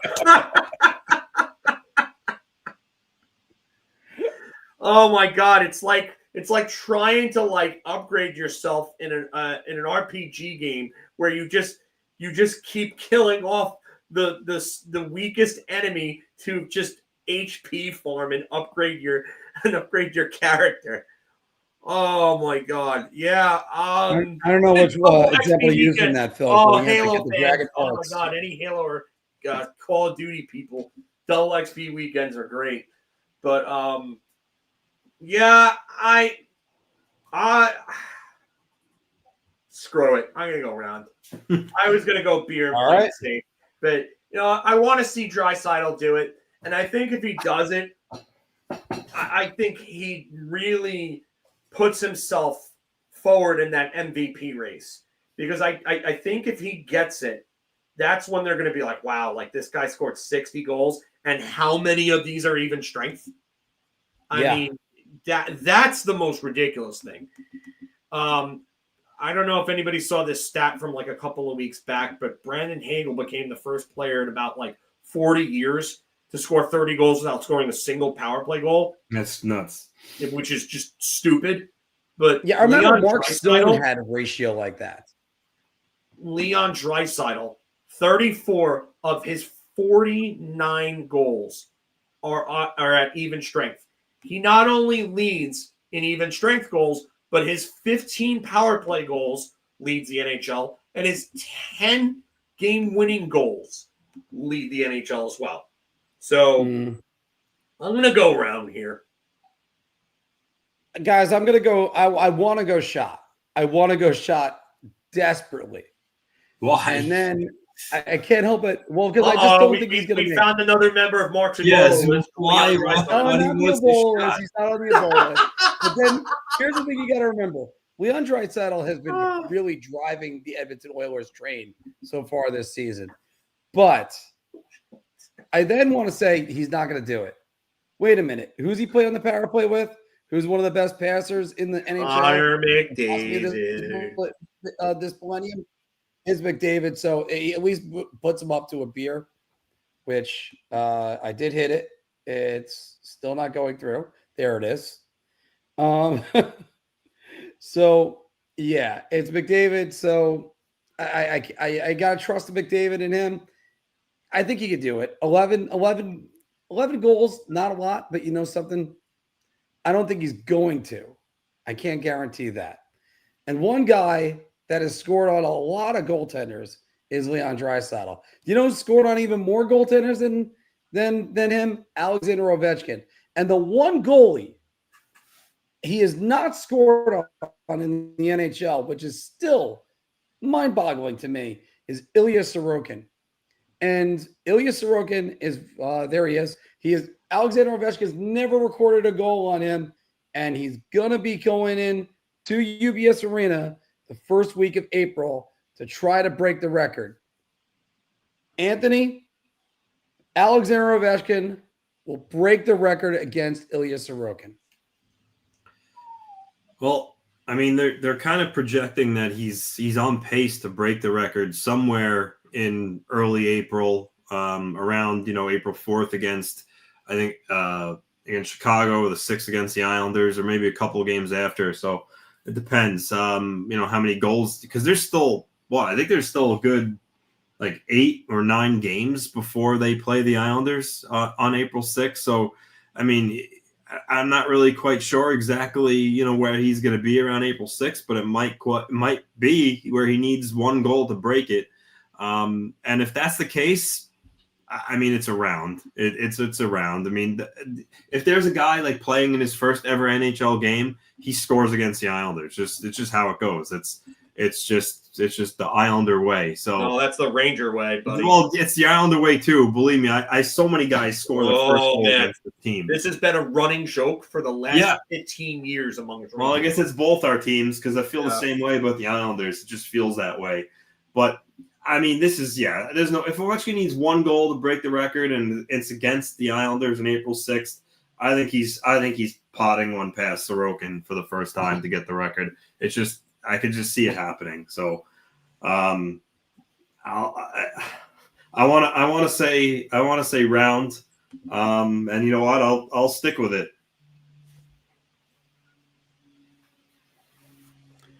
All right, so that was a round on that one, right, Anthony? Yeah. All right. Yeah, sorry, you broke up on me on that. I got to make sure I upgrade this Wi-Fi. By the way, speaking about milestones, and you guys were mentioning it when I was off camera, that it's like the Rangers way, everybody wants to do it at the Garden. The Islanders way, everybody always does it, like Mario Lemieux coming back. And he scored his 500th goal, third goal of a hat trick against Tommy Soderstrom, and that was back in 95. That was at Nassau Coliseum. So, yeah, I agree with you. If you're going to have milestones, usually they like to do it against the Islanders. Phil, do you think that trend continues?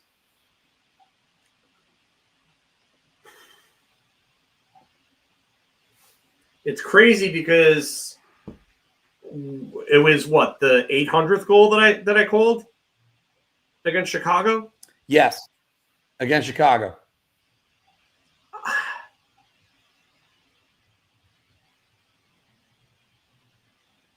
I'm gonna buy a run. I think he's gonna do it against Sorokin. I think he's gonna do it. So look, so I'm actually. I just want to do a little bit of a dive here. Let's just bear it. Yeah, 8 games. The Capitals have 8 games before that game against the Islanders. So he's got 34 in 52 games right now. So 34 in 52 is it's a 6.65 goals per game percentage right now. And since he's played only 52, because he obviously missed time with that broken leg, crazy that he came back from that. The Capitals have played 68 games. So he's going to miss 16 of their games. So that would be 66 total. So over 66 would be 43 goals per year for the year if he plays the rest of the season and continues at this pace. So he has what we said 32 or 34, sorry, 34. So that means he's got another 9 goals up his sleeve. With their schedule at this rate, so they have, let's see here, 1, 2, 3, 4, 5, 6, 7, 8, 9, 10, 11, 12, 13, 14 games left. They have 14 games left from 9 goals for 14, over 14. So that is 14 divided into 9, 9 divided into 14, 6.2. So that's 0.64 per game. So you would say 6.4. So one would be against Florida. Then the next one would be Minnesota. Next one would be maybe Boston. This would be how Phil teaches sequential math, by the way, if he was a high school teacher. Yeah, no, don't. Like, if this is the case, when is Alexander Ovechkin going to break the record? 2, 3, 4. Ooh, I mean, if I'm going based on a 0.64 percentage, it would be after that. It would be closer. It would be Ilya Sorokin, but it wouldn't be on the 6th. It would probably be on the 15th. Damn it. He needs like 7 goals in the next 8 games before they play the Islanders to be 1 goal away from doing the record. Yeah, I could see it, not that game, but I could see it that last Islander game. I can absolutely see it the 15th. And that would be at UBS Arena as well. So, I mean, it's kind of fitting in with this conversation, just not the imagined date that you had originally. So, I'm still going to say round. I think it's going to be the last game against the Islanders. Yeah, Phil, that was like the one thing I wanted to say right there. This is the way that I did it when I called his 800th, though. This is the exact method I used. I went and I looked at the goals per game, and I looked at how long it would take for him to get to a certain amount of goals over a certain amount of time. And then I got lucky, obviously. There's no way I could have called that. But if the numbers, if he stays at this pace, that's what it looks like to me.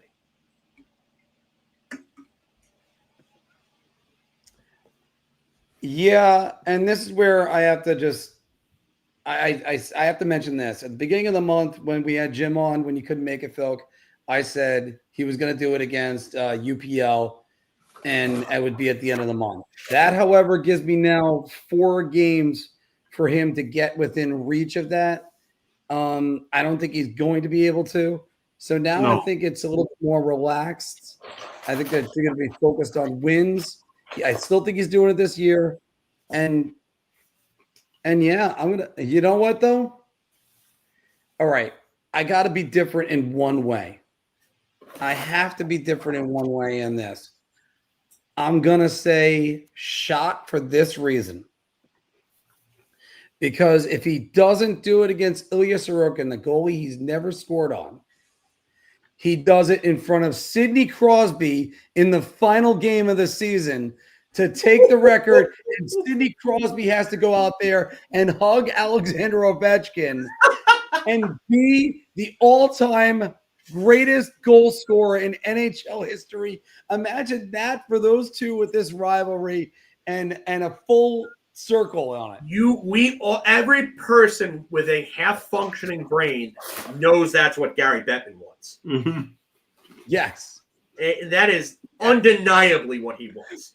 He would love to see it in the last game of the season against the rival that they've been pushing for 20 years now. They've been pushing this rivalry. That's what he wants. It is Hollywood couldn't script it better. Gary Bettman is foaming at the mouth for this. So, if he doesn't do it against Sorokin, that would be it. And you know what? Funny enough, what is the last game of the season? What is the game right after that last Islander game? It's that Pittsburgh game in the very last game of the season. So, the very last game. You know what would be fitting too? It wouldn't be as cool as doing it against Crosby, but they play the Blue Jackets back to back. He scored his first ever NHL hockey goals against the Columbus Blue Jackets and Pascal Leclerc. So he could also break the record against the team that he scored his first ever goal against. Now, I think we've already asked this question, guys. We got to go right back and ask you again. I'll start with you, Anthony. If he ends up doing it on an empty net, does that take anything away? Because, by the way, no, because did anyone care when Mark Messier passed Gordie Howe scoring by scoring an empty net goal against Dallas? No. Or Wayne Gretzky's 39th goal and his 50th goal and 39th. And then also too, until Ovechkin took over him, Gretzky was the NHL career leader in empty net goals too, before Ovechkin dethroned him there. So. No, I mean, listen, will it be a little anticlimactic if there's no goalie there? I mean, yeah, but I don't think it takes away from anything that he's accomplished at all. Second question. If it is against the Penguins, does Tristan Jarry count as an empty net? Boom! Okay. That was good. That was good. I'll give you that. It's unfathomable to me that out of all the goals, he hasn't scored on Sorokin yet. However long ago that was, maybe a couple of weeks ago when they came out with that list that NHL.com posted, all the list of goalies he scored on, and I read through it and I didn't see Sorokin's name. Wait a second, and I'm like, wow, he really didn't ever score against him yet, which is crazy. I mean, if he gets him on his lists, it's gonna happen. Sometimes there's just statistical anomalies that are in there. Sometimes, I mean, I remember Deion Sanders said the one great quarterback he never intercepted was Dan Marino. He did that in Dan Marino's final season. But also, to throw this one out there, Henrik Lundqvist. Phil, I know you're going to get these and pretty quickly. Not particularly in the top 3. I want you to get number 4. But the top 3 guys to score on Henrik Lundqvist. Ovechkin, Crosby, and I would say Malkin. Who's number 4?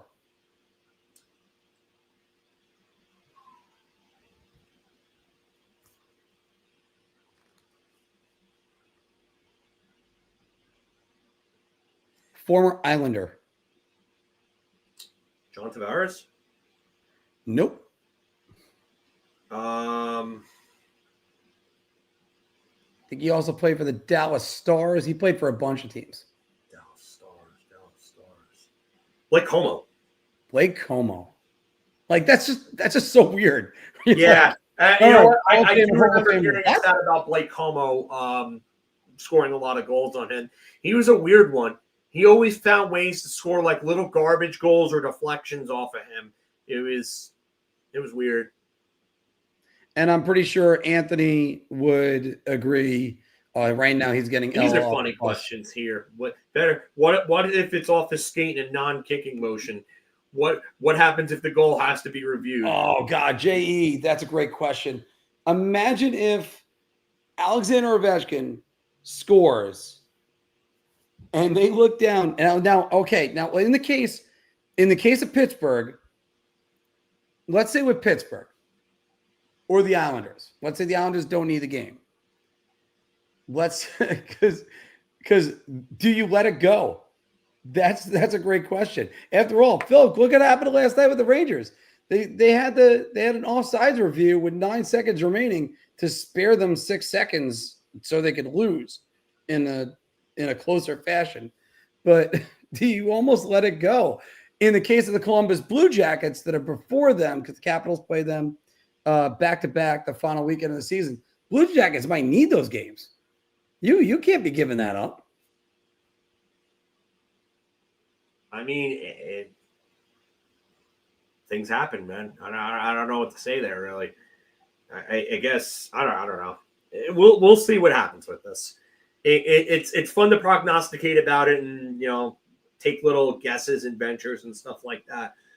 I mean, I just did what I did the last time with Ovechkin and looked at the goals per game numbers and everything like that. And you were talking about what, a 50 or 40 goal pace the last time we had that discussion. And that's where it kind of fell. And I was like, all right, maybe it's going to be Chicago because it looks like the numbers line up there. So that's this is nothing but a stab at the dark. I am not Nostradamus. I got lucky the last time. I fully admit that. And if it happens again, awesome. It's fun material to work with. But this is just a stab at the dark playing with numbers. Well, is Chris Chelios going to step on Steve Levy again? Well, he can't because he doesn't work at ESPN anymore. I mean, or if we're going to talk about Chris Chelios stepping on Steve Levy, we might as well bring in Jules Winifred. Yeah. Oh. But there's like this is just so fascinating, and again, like imagine getting that reviewed. They'll count.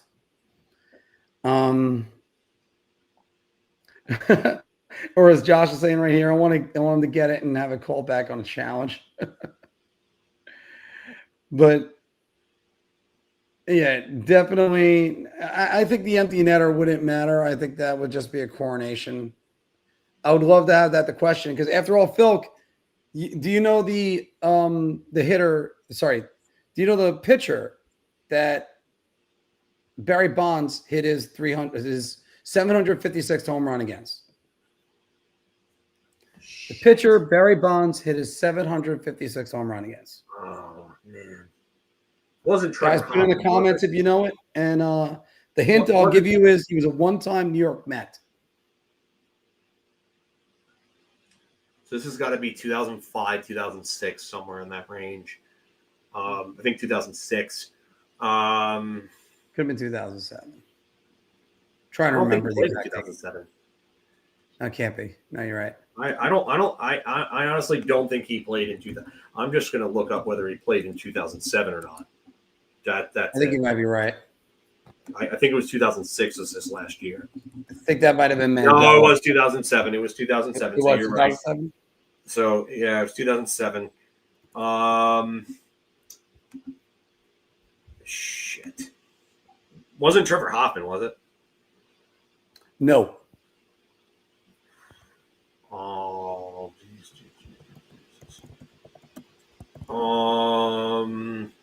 NL? NL, yes.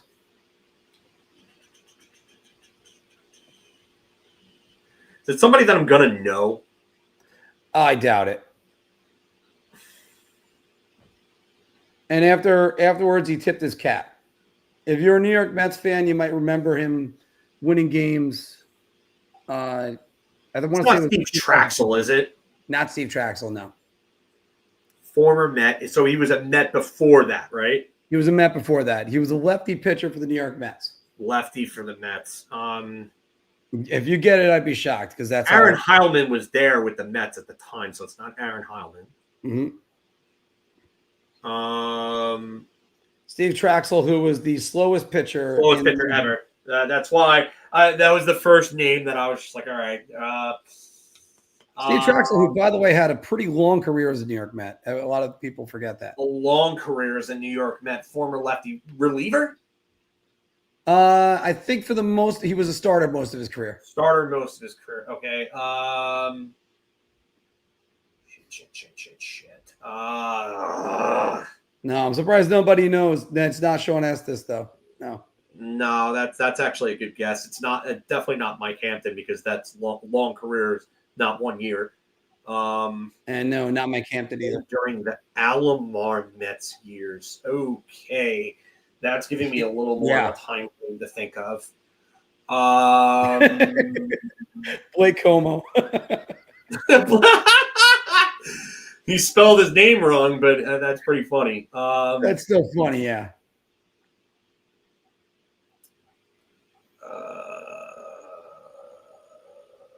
Let you off the hook?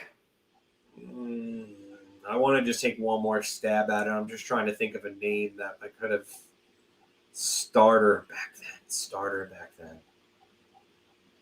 See, I almost love – I would say I love this question. My favorite trivia question to ask is the 2 postseason home runs off Mariano Rivera. That's usually the one I love. Wasn't that Jay Payton? Jay Payton is one of them, yeah.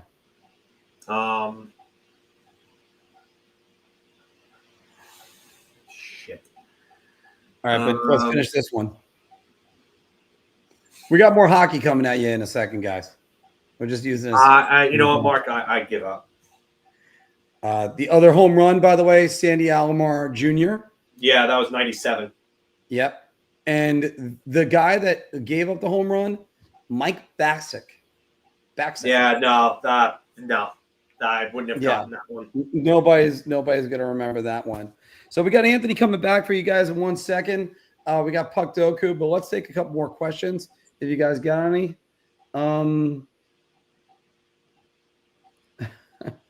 I mean, there's so much that was going on in the league last night. Phil, let's go back to Montreal. Just what do you? Yeah, didn't that home run barely clear the wall? I think it was right field. Yes, it was right field. Both home runs were to right field. Yeah, I was about to say I remember that and being like, it wow, barely cleared the wall. It hit the shelf that's right there. Yeah, that's what lost them the 97 division. Yeah, the fact that by the way, Payton hit one off of him was just crazy because by that time Rivera was established as one of the most dominant relievers we'd ever seen when Payton hit his.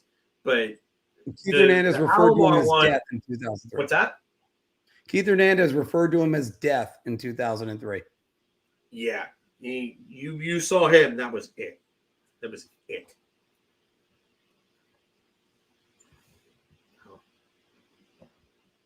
Oh, they lost in extras for that game? Yeah, I think so.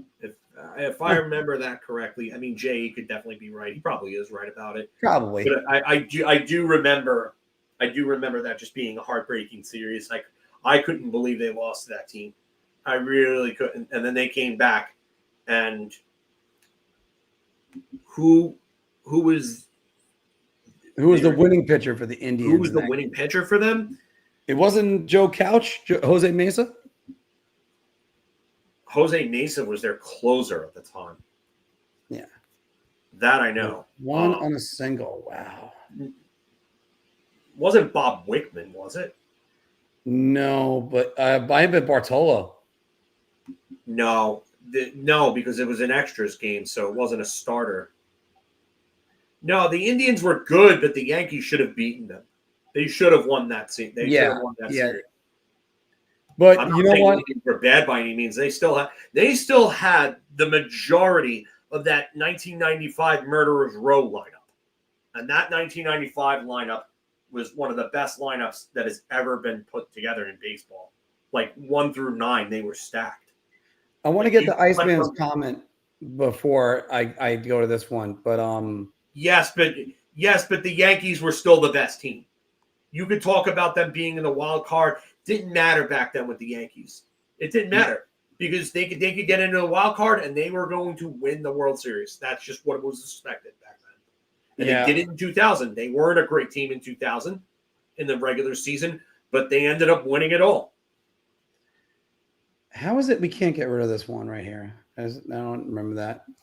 The Cleveland Indians, did you ever watch? Dude, look at that 95 lineup, man. That 95 lineup was stupid good. Yeah, and by the way, but Ruben Sierra wasn't he the cleanup hitter for the Yankees in 95? No, I think Jay's getting confused with what I'm saying. I'm talking about the Cleveland Indians lineup. Okay, not the New York Yankees. Well, I mean, the Cleveland Indians at the time, you're talking about Albert Bell. Dude, that lineup, not even 97 one. That was ridiculous. That lineup. That was. Eddie Murray was like in like the 6th hole, and he was established as a Hall of Famer basically at that point. Phil, they went Carlos Baerga that was still good to Albert Bell to Manny Ramirez to Jim Tomei, and I'm still forgetting somebody. I want to say Matt Williams was in there too. They Baerga, Vizquel, Tomei, Bell, Lofton, Manny. Eddie Murray, who had 21 home runs, 82 RBIs, and hit 323 with an on base of 375, and had only 65 strikeouts in friggin' 480 plate appearances. Stupid good. Again, we're going to get back to hockey in a second, but Mario, if you're asking who was the only person to be in Met uniform for both World Series wins, that would be Bud Harrelson. Because he was coach. Sorry, Jay. I thought I had said Cleveland's 95 lineup, but yeah, Oral Hershiser. Wasn't he the Game 7 starter in 97? Yes. Yeah, he was the Game 7 starter. No, was it? No. I think, or was Charles Nagy the one who gave up Edgar Renteria's game-winning single? We're going to have to look that up in a minute. Because I could have sworn it was that, and then you brought up Charles Nagy, and now I'm like, oh, wait a minute. Edgar Renteria. Charles Nagy was a very good pitcher. Cleveland had almost everything.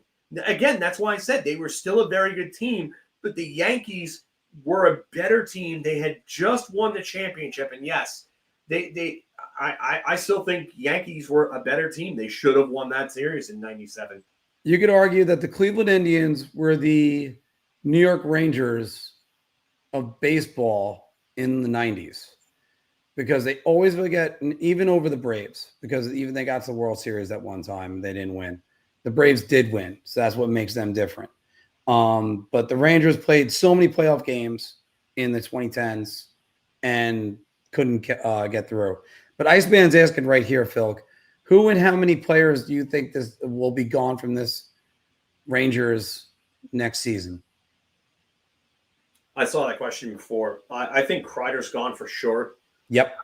He's definitely gone. You can move Soucy. I think that contract is movable. I think a team will take on 1 year in that contract. You may have to retain $1 million or something like that on it. That's not terrible. I do think Zibanejad is going to be a conversation, and it is a possibility that he gets moved.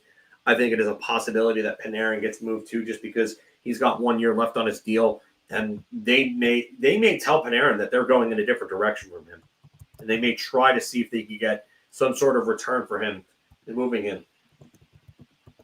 I think I just can't run this team back. I only think Lafreniere gets moved if that's the requirement for JJ Peterka. Phil, everybody that neglects, because I mean, I have a war of words with a guy right now in our comments section in a different video. He's saying, oh, how do you move Panarin? How do you move Panarin? Well, simple. You do. Chris Drury's been wanting to shed Panarin since 2022. He's been that disgusted with him. And he's had meeting after meeting after meeting with Panarin. Panarin might just say, look, I've had enough of this. I'm done. Just that simple. Could just be that simple. And I think with 1 year remaining, both sides can figure out something. Rangers even might retain some money just to get it done. The Rangers have to. He's their Jonathan Huberdeau. Which, by the way, the great thing is Maria looked at me. Panarin is their Huberdeau, you're saying? Kind of. Like, he's their guy. No, because Huberdeau doesn't even come close. Huberdeau is probably worth half his AAV. And that Panarin's not worth half his AAV. Panarin. Right. Okay. All right. But what I'm trying to say with that is the guy that was producing but soft, they had to move on for him to get tougher.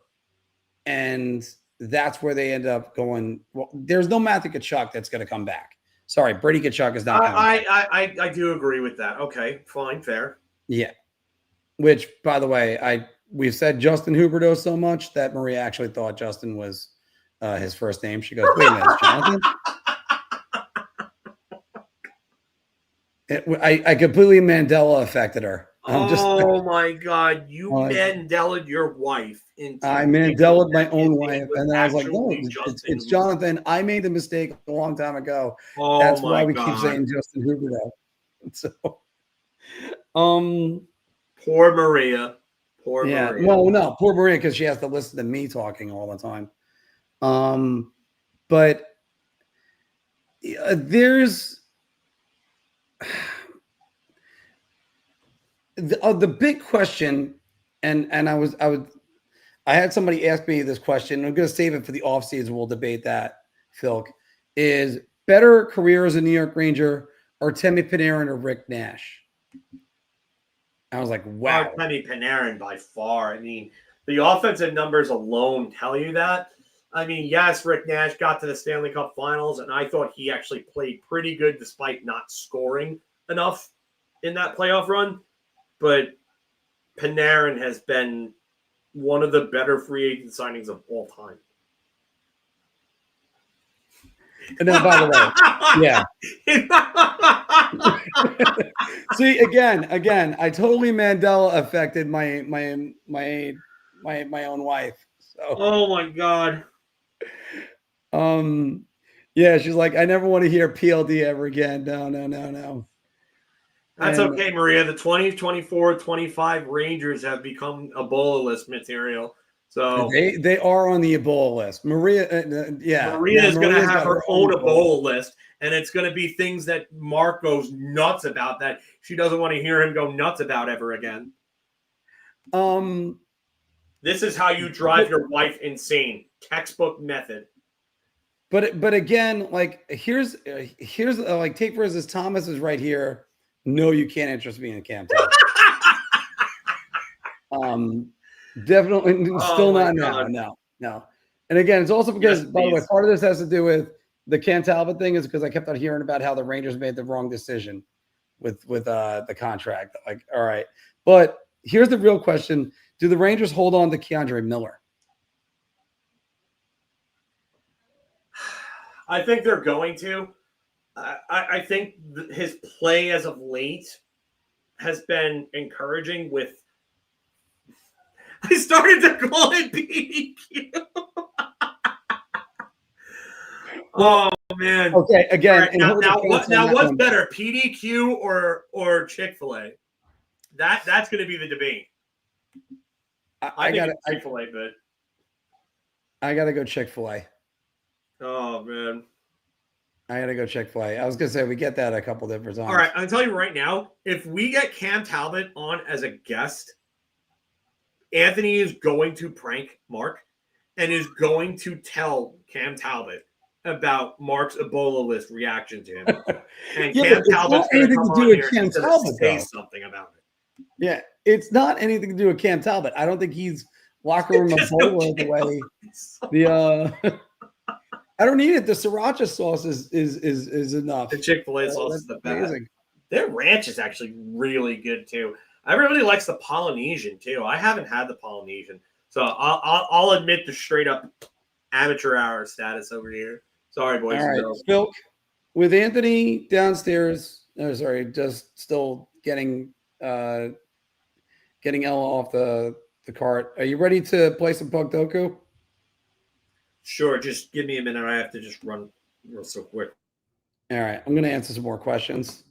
I don't eat my chicken with a knife and fork. No, never.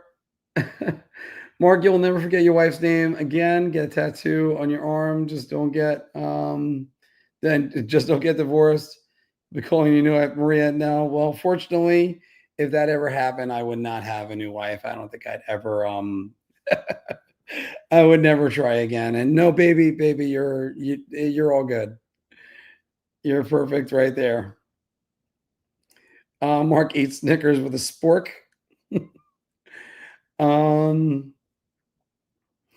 See, I can't even think of what was the guy on Seinfeld's name that eats the candy bar with the rich guy that did that, and then they turn around, they see Danny Tartable eating the donut with a knife and fork. Trying to remember what the rich guy's name was. It was something with a P, I think it was. If Kreider is moved, if Kreider is in the lineup the next game, I'll know Lavi has money on the game. Well, yeah. No, I know George did it, but George said that it was the rich people eat Mr. Pitt. There you go. Thank you. He was like, oh, okay. Evan, hold on. Let's get a clarification. Does this include the Halloween twofers? Because I will not break those apart. The 4s, I will.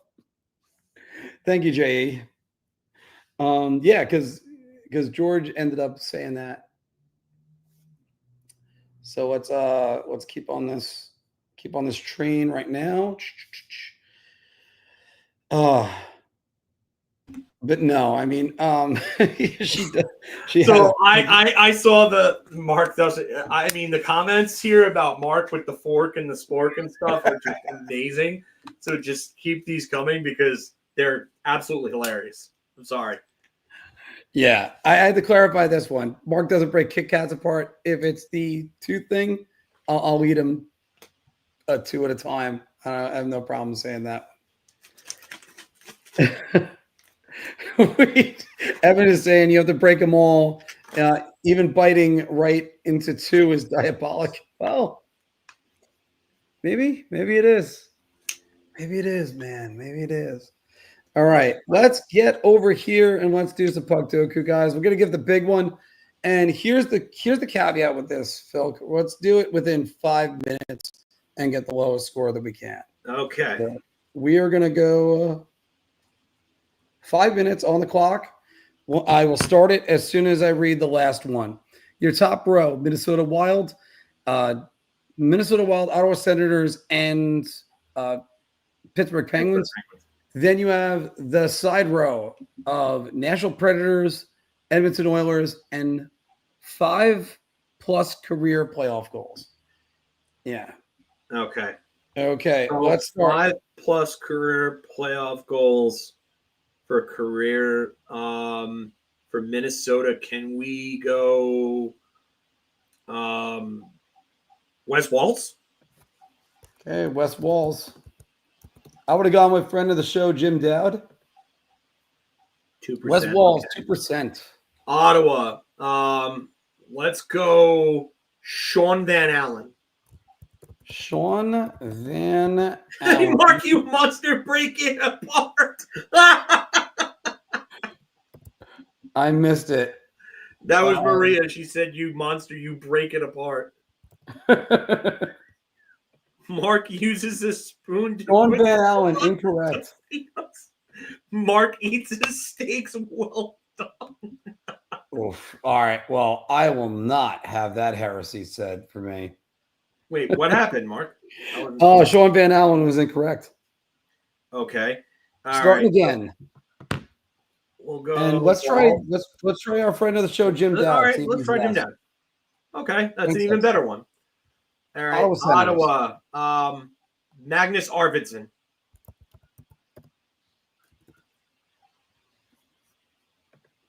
Incorrect. Whoa. Okay. Wow, we're really Does it have to be as? Oh, I'm guessing it has to be as a Senator.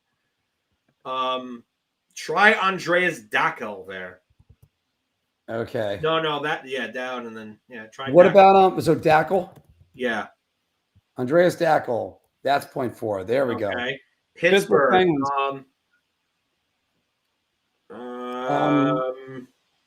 I don't want to say Sean McGeckern, Max Talbot, easy. There's a guy we're missing. What about Jordan Stahl? That's going to be too obvious. Jan Hrdina? I could do Jan Hrdina. Yeah, could do Jan Hrdina. Let's try Jan Hrdina. 0.2. Okay, we're still rolling. All right, so an Edmonton Oiler and a Pittsburgh Penguin, Josef Baranek. What was it? Baranek? Baranek. That's the last one, right? Yeah. Okay. Next one. Okay. Senator and Oiler. Steve Stajos is an easy one. Oh, I know. Stajos never played. Stajos never played there. My bad. Oof.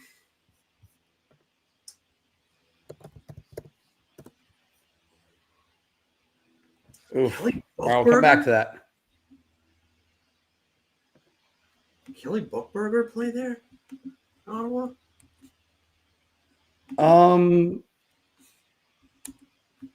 For this one, Kelly Buchberger did not play in Ottawa. Wild and Predators, that's Krivokrasov, right? Sergei Krivokrasov, yeah, could be one there. He's at 1%. 1%. Okay. Ottawa and Nashville.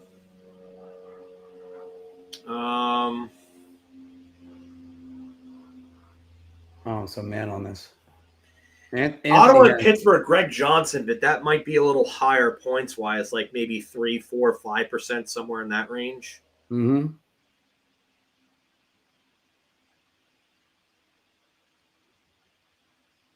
Um, 2 minutes. Oh God, this is tough. Just go Greg Johnson there. Greg Johnson. Okay. Yeah. Here's the reason why I wanted to introduce the time. Yeah, Greg Johnson.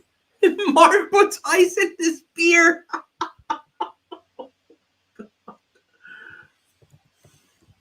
Greg Johnson or Craig Johnson? Greg Johnson. Okay. Greg Johnson, 0.5. Wow. Okay. Low, way lower than I thought. There's a Senator and not Mike Fisher. I'm not thinking. Yeah, Mike Fisher is way too obvious. That's going to be a lot of points. Damn it.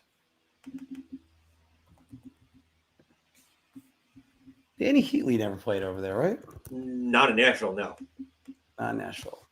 This guy in Nashville, there definitely is. I think I might have him. Shane Knighty. Shane Knighty, yeah. He would be both. Yeah, he would fit both. All right. I think he's going to be a little bit high, so. Yeah, I think he's going to be like a 2 or 3%. 0.9. Wow. Okay. All right, we're still at 1. Ottawa and Edmonton. I agree, Tommy. That would be a huge mistake. What? Oh, wait, no. Keeping Keandre Miller. I think you let him go. Oof. No, I don't tuck my jerseys.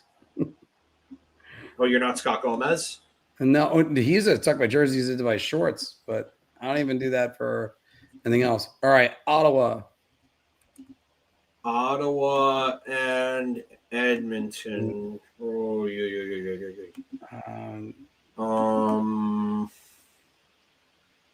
That's a tough one. Edmonton. Norm McIver? Let's check. McIver an Oiler? Bollocks. Yeah, McIver. Norm McIver. McIver was, yeah. Norm McIver. Okay. Norm McIver was one. Yeah, that'll be a good one there. All right, so we're gonna come in under time. We just need an Oiler and. Well, the timer went off already? Yeah. That's what that was. Okay. So we just need one more. Edmonton and Minnesota. Not Rolofson. That's too obvious. Yeah. Mark wears swim trunks in the shower. Oh. No, I can ask anybody. It just flops around all over the place. Oh, jeez. That more than I wanted to know. My God, Mark. What is wrong with you? Lots. Let's see what we got. Well, I already used them. Jim Dowd would have fit right there. Minnesota and Edmonton? Yeah, he would have actually.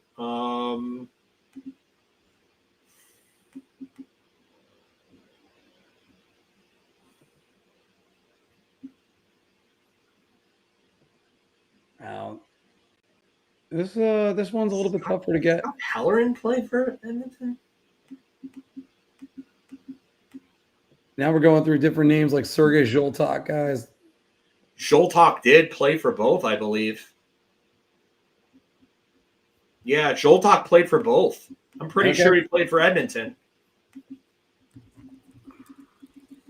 He did play for Edmonton. How about that?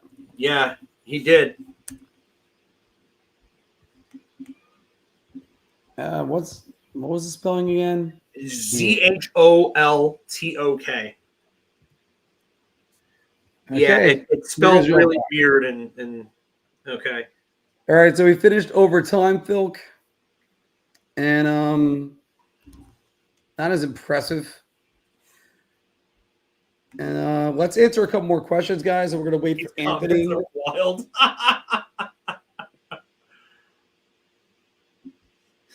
Big Apple hockey OnlyFans is live.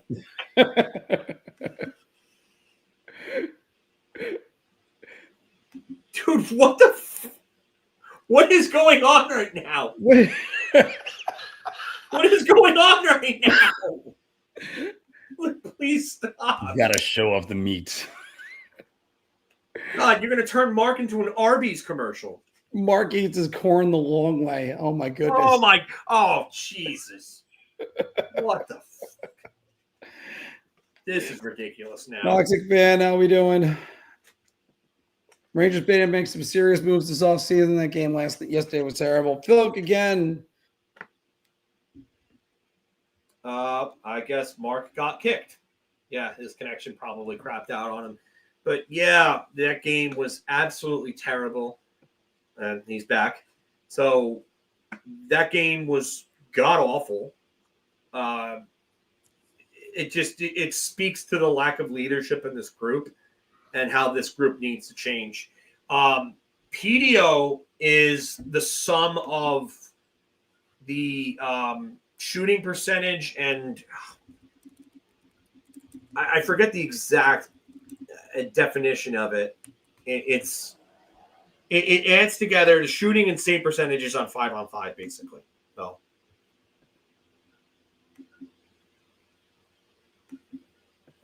and yeah, it kind of measures puck luck, but.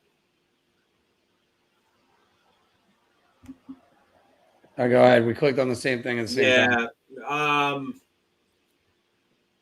I can't give Miller a raise beyond 5.5. I can't. This idea that he's like a $6 million defenseman because of certain analytics is out of control. It's out of control. But I can see them re-signing him. I can. I don't. Unless they can get another left shot defenseman that they think can replace him better, I don't think that's happening. Looking for turnovers or giveaways. Is that a giveaway per 60? Yeah. You know who's number one in the league on that? Mackenzie Weegar. I have no idea how it's not K'Andre Miller. What lineup do we run out tomorrow night? Aim for the 7. That was an old thing that happened months and months ago. That thing with the salmon. I remember that with Mark. Oh my God. Oh God, yeah. What lineup do we run out tomorrow?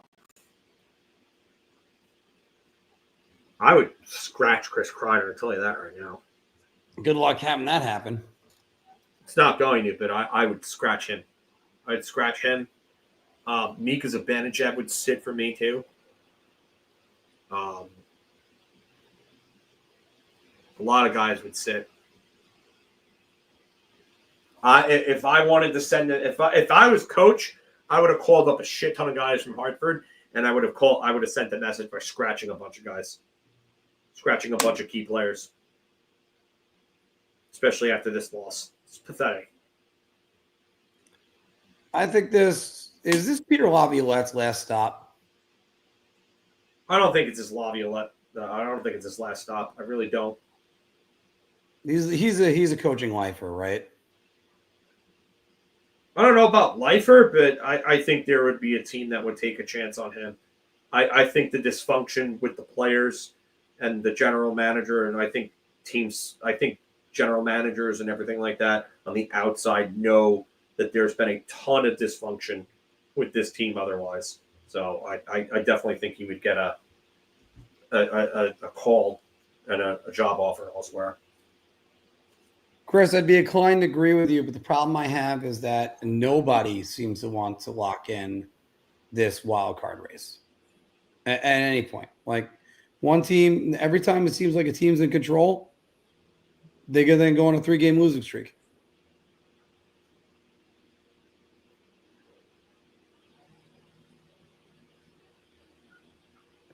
But again, you can't fully discredit Laviolette after he won a President's Trophy last year. All these guys did a sensational job. So what's the difference between this year and last year?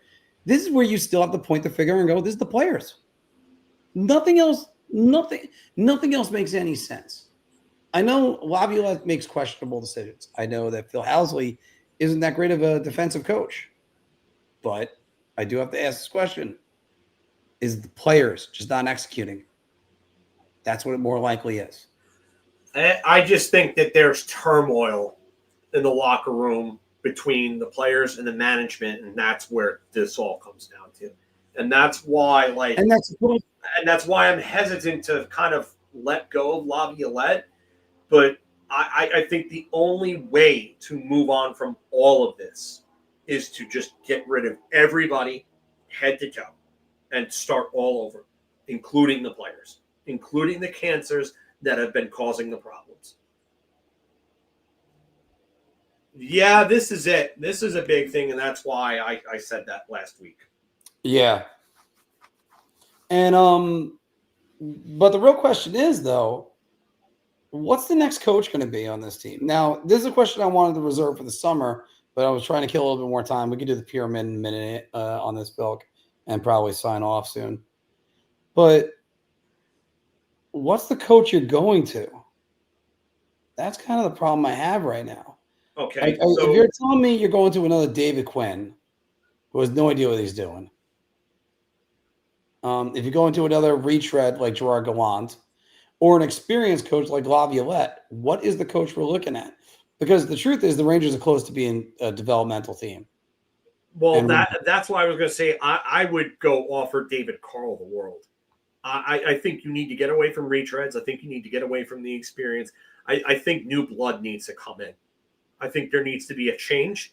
I think they need to go away from the only retreads make sense are Sullivan or Cooper. I agree with that, but David Carl would be the guy that I would want if they're going in a younger direction with a different makeup. It would be David Carl for me. Iceman saying, I'm not blaming Drury for not making any major moves. The last 3 years, this team said they are good, that they're good enough to win, and they lied like a bunch of salesmen. Yeah, I agree. Oh, they would have thrown a hissy fit if you brought in, let's say, Jake Gensel last year. Cooper is not going anywhere, though. I'll tell you right now, John Cooper is not going anywhere. He'll probably retire as Tampa coach. He will. I can't see him going anywhere unless there's some sort of friction between him and the upper management, then I can't see it. But I can't see that happening because that organization has so much respect and love for him that he will leave on his own terms. He's going to go down as the most underrated coach possibly in the NHL. Underrated? Yeah. Cooper? No. Because Not he'll never win a Jack Adams. What's that? He'll never win a Jack Adams. He doesn't need to. He's widely considered to be the best by many. Right. But still, he'll never win the Jack Adams. John Tortorella is a great coach. Honestly, I would give it to him this year. Wouldn't be that much out of the realm of possibilities, though at the expense of Carberry's got that basically sewed up. I mean, him or honestly, with what Cooper's done with this team is pretty damn good. Their depth is not there anymore. Scotty Arniel. And I get Carberry's going to be the guy because of the turnaround and everything like that. But they have a lot of things that are going right that may not go right next season.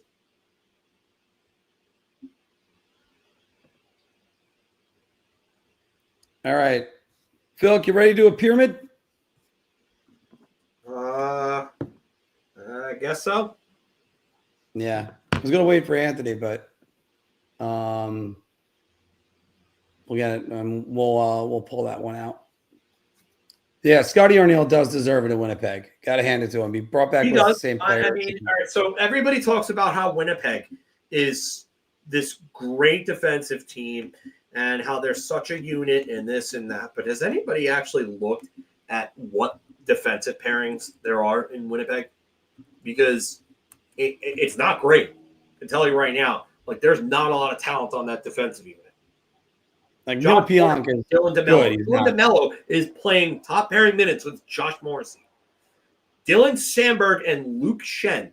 Hayden Fleury and Colin Miller. That's not a great unit. It's not. And this illusion that Connor Hellebuck plays behind this great defense is a fucking joke. Yeah. I have to disagree with this a little bit. Gavrikov, Provorov, and Chychrun this season. Don't go too much big game hunting on your defense. Also, because you can't, because your goaltender is going to be making. You can't get all three of them.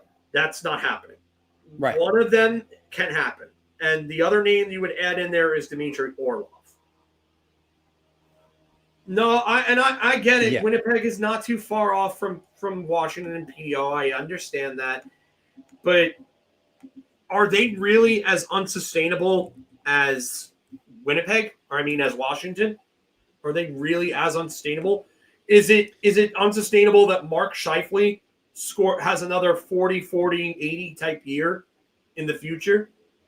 I don't think so. He's been that type of player for a while now. Is it unsustainable that Kyle Connor, has the type of year that he's having going forward? He had a 90-point year a few years back. That's not unsustainable. Is it unsustainable that Gabriel Velarde has finally taken that next step in development?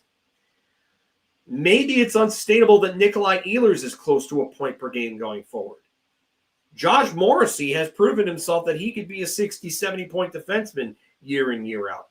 Is Cole Perfetti not going to be a 50-point-plus player going forward? I get the concern with PDO, but I don't think that Winnipeg is as unsustainable as it is in Washington.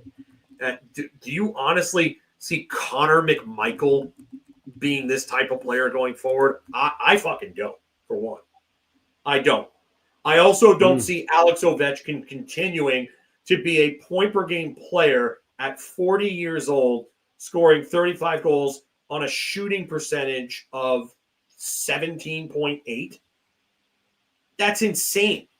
That's higher than his career high. His career high before this was 15.4 in 2019-20. And that was when he was 34 years old. And that was his last year that he won a goal-scoring title. That was his last year. So is that sustainable going forward? I don't think so. I don't.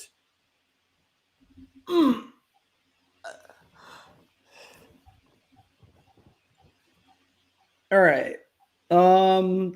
Yeah, I kind of heard something about this. I'm not sure about if that's going to happen. The one thing that's true is they're not gonna do him dirty. Dylan Hey, Chef Strome, Rod, it's been a while Nate, since I've seen you. Alexi Protas, 61 points in 68 games. I like Protas, but I don't know if that's something going forward. Tom Wilson having a career year after being kind of a non-factor the last couple of years. Yeah, but sure, he was injured in 2023, but he's had one other 50-point season outside of this year. I don't know if I see that going forward. Again, one thing to mention though is that none of the GMs are supposed to be friendly with these players. They're supposed to be able to move them at a moment's notice. It's a line that was in Moneyball. Because it is business. It is what happens. So, I mean, for all the players to be all offended by it, what was Chris Drury supposed to do? Especially when guys like Jacob Trouba, you have to improve the team that was 2 wins away from the Stanley Cup Finals. And Jacob Trouba did not let him do that.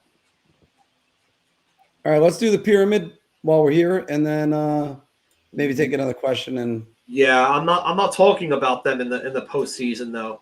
I'm just saying that Winnipeg is a team that has been a sustainable team from year to year.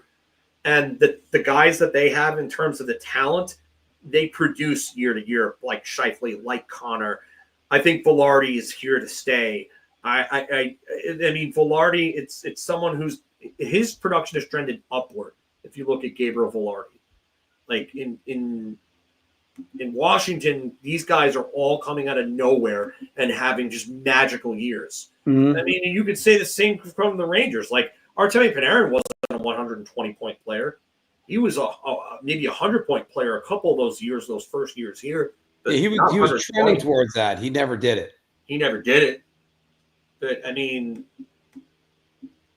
Nikolai Ehlers has been like a 60-point player, 55, 60-point player. That might not be sustainable. But Velarde, I mean, 41 points his final year in LA in 63 games. That was like his, okay, I'm here type year. Then the next year, last year in Winnipeg, only plays 47 games, but it's 36 points. And now he is 61 and 69. I mean, the shooting percentage is the only thing that I would look at, and I would say, hey, you know what, this is a little high. 18.9, 18.8, and now 20.9. So is that sustainable? No, but I do think Velarde, the other numbers have trended upward in the right direction, as opposed to the guys on Washington where it's just they're here and then all of a sudden they're here. So it just doesn't make sense to me. But I do agree that, yes, Winnipeg, there is a concern with the PDO there.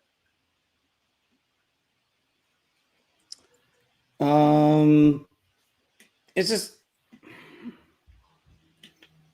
and yeah, I hear what you're saying with that, and then there was going to be a drop off. Yeah, Trocheck looks like he has like a brain fog.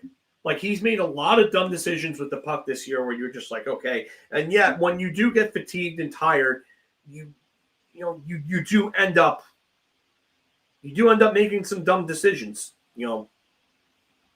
So I'm just shaking my head on this one because he's right. Yeah, Rangers have produced one, I believe it's one first rounder to go to the All-Star game. It's Chris Kreider. In the last 20 years. Chris Kreider. Yeah. Just one, two. Well, I forget if it was Nicole. I think it was Nicole. No, it wasn't Nicole. It was somebody else in my mentions on Twitter. It was a female mutual of mine, and she brought up a great point where they have these guys playing every single role and every single big minute situation that they can. Include you freeze. Oh, you look like you're falling asleep there, Mark. Yeah, I think I was relaxing for that. It's you have to have. I pulled the mic on Cessa. You have to have a difference between your guys that are meant to be your top scorers and your guys that are supposed to be your penalty killers and your checking players, like Detroit in the 90s, in like their heyday. Yes, Yzerman and Fedorov were Selke caliber two-way centers that could play matchup, but they relied on that grind line to be their checking line, and they were their penalty killers. But you also want to make sure your top guys can also penalty kill, because if you get into penalty trouble, you want to be able to run them out there. Then they're in the rhythm of the game at least. That's something I firmly believe and I kind of stick with. Even though, yes, you want your lesser guys like a Dominic Moore or Brian Boyle to be out there killing penalties and being dangerous in two ways. After all, Brian Boyle scored the last goal of the 2014 season for the Rangers, shorthanded in LA, before again the refs screwed them again on that call. I mean, I've kind of grimaced on that one. By the way, Phil, this is a bit of a tough one on this pyramid. If you go over this one with me, let's do this pyramid. Colorado, 250 points in their career. They got to play in the last decade, and obviously at one point for the Colorado Avalanche. 40 assists this season. NCAA and a St. Louis Blue. It looks like it's pointing to Kevin Shattenkirk. I forgot, when did he play for Colorado? He was traded in the 2010-2011 season. Oh, that's right. He was a Colorado draft pick. Oh, he was traded for Eric Johnson. Yeah. I feel bad for Kevin Shattenkirk. His dream was to come play for the New York Rangers, then it was a total nightmare. Yeah, so in his rookie year, he had 43 points in his rookie year. 2010-2011, Colorado, traded to St. Louis after 46 games. And then he played for St. Louis until 2016-17, where he was traded to the Capitals at the deadline. And then obviously we know about his time with the Rangers. And then does he have a okay? Yeah, he has a 40 assist season in 2016-17. He was NCAA. Okay. He was a BU Terrier. He has 250 points. The 40 assist so we're season. reserving Kevin Shattenkirk for the end. Shattenkirk has got to be the end.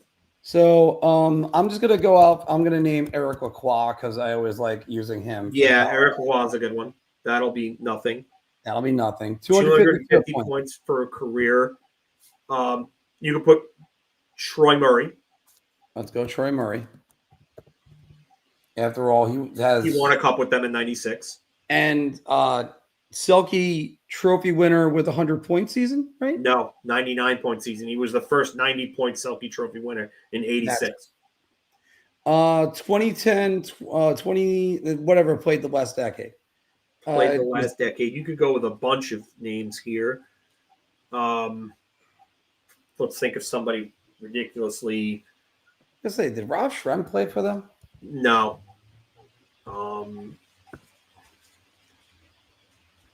Could put Cody McCormick. Let's go with yours. Cody McCormick. Wait, I think Cody McCormick would be. I'm pretty sure he played for Colorado.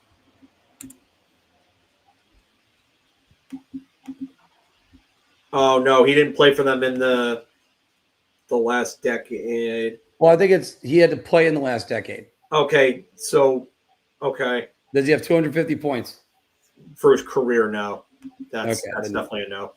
Then no.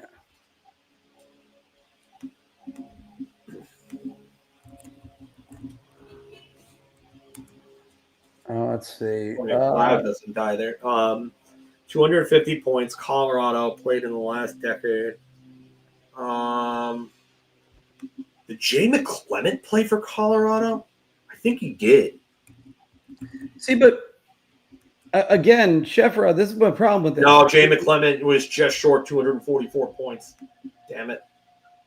All right, but we could always go with not Duchesne, not Stastny. Can't go with them. Those are too high. J.E. is saying, did we see Laviolette's quote to Vince? Oh, man.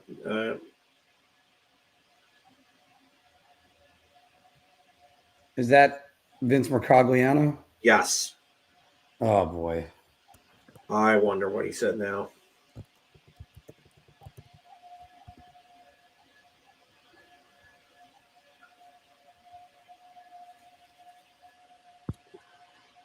By the way, Phil, where do you stand if you score a goal shorthanded, the penalty's over? I like that. I think that's a good idea. I don't mind that at all. I really don't. I'm not big on that. I'll tell you one thing that'll do. I think you'll see teams start to go away from 4 forwards and they'll go back to 2 defensemen at the point. I think this is it. Peter Laviolette said he wants to move on from last night's loss, but it sounds like he aired his grievances to the team earlier. Everything was on the table this morning, so now we're focusing on the next one, which has got to be better. We acknowledge that. No, I don't think he's talking about that. He's talking about the post from 1:37 p.m.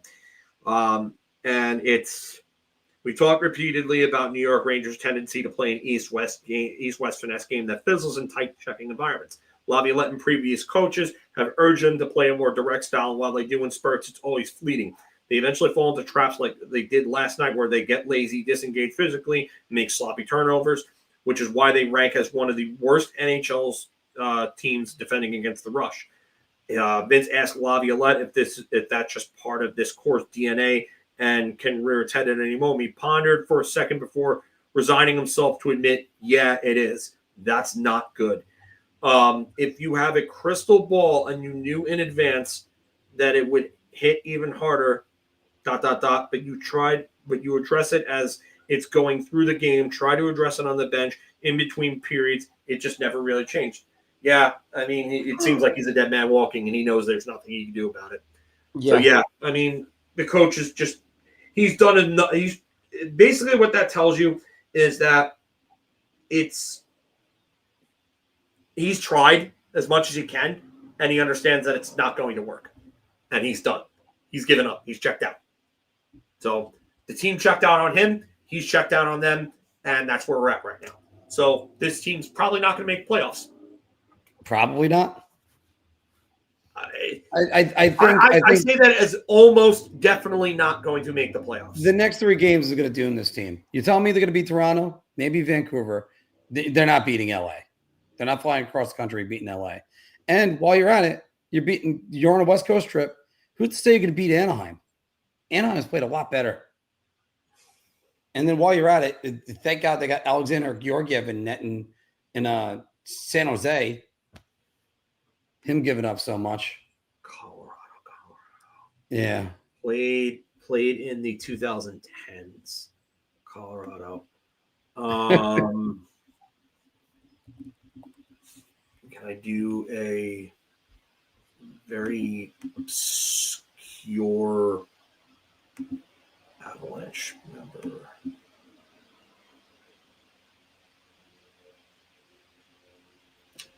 How about TJ Galliardi? TJ Galliardi? Okay. Yeah. Let's get that one.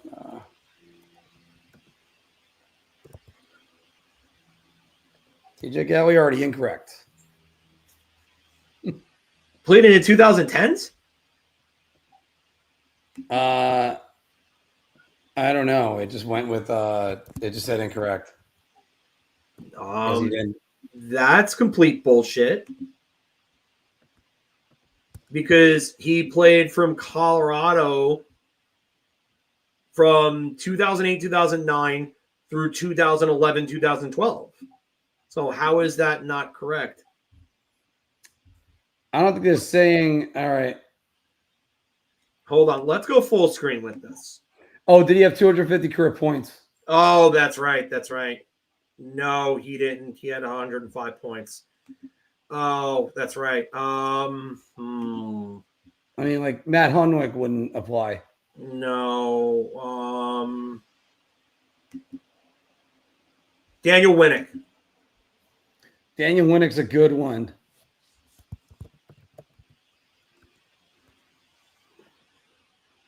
Like Daniel Winnick. Okay, 40 assists in a season could be for any team.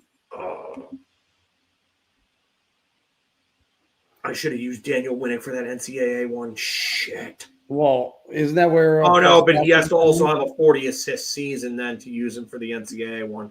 All right, yeah, I don't think he has a 40 assist season. No, he doesn't. All right, that's fine. Jeffers asking, what additions would you make to the core over the and with this? What did they make to the core to put them over the top in the last 4 years? Well, what could they do? They were always strapped cap wise, and they were always they didn't have the space. The one thing that they really screwed up on was not getting Jake Gensel last year at the deadline. That's it. That's basically it. Because you couldn't really afford to do anything else. If it didn't cost, if the cost wasn't Gabe Perreault, if he was not required in that deal, and it was a first and Capo Caco that they were asking for, then they screwed up. But do you give up Gabe Perreault there for a guy that you may not have the chance to re-sign because you don't have the cap space? That's the thing. You know what? I don't think they failed Mika Zibanejad as much as he failed himself. He failed more than disappeared in 2 different conference finals after like the first couple of games. I'm sorry that you cannot do what he did against Tampa in 2012. Yes, an incompetent right wings. Yes, I understand that. But he also disappeared in the big games. Again, when you take the money, it squeezes other spots. And it's not like they were blowing up the league with Pavel Buchnevich. Thomas Fleischman? Oh, my God. Incorrect. I don't think he had a 40 assist season. Yes, he did. He had 2 of them. I read the points.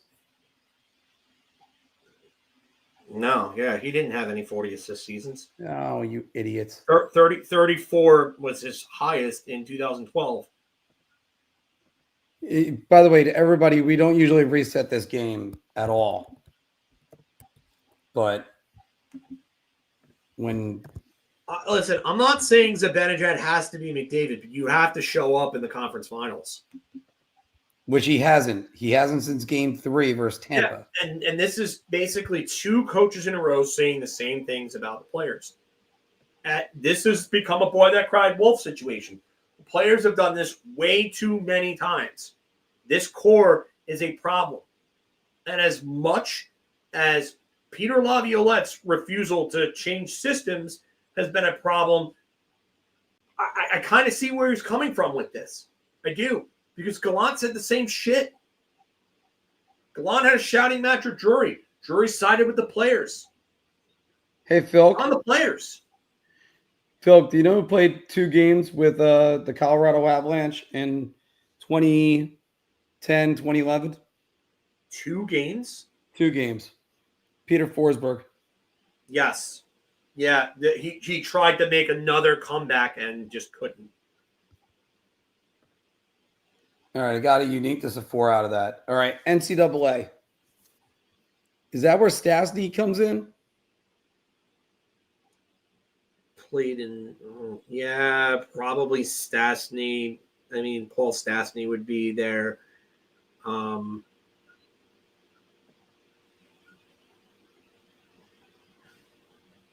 Yeah, he played for Denver.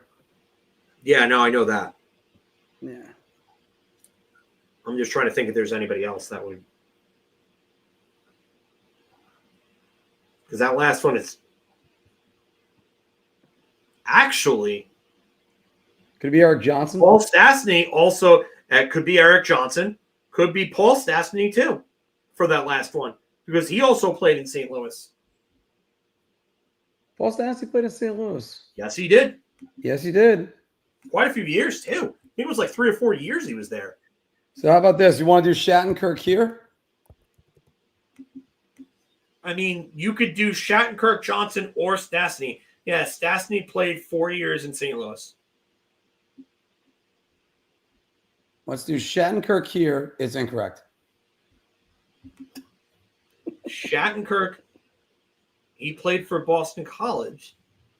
250 points for his career. Played in 2010s. He has a 40 assist season.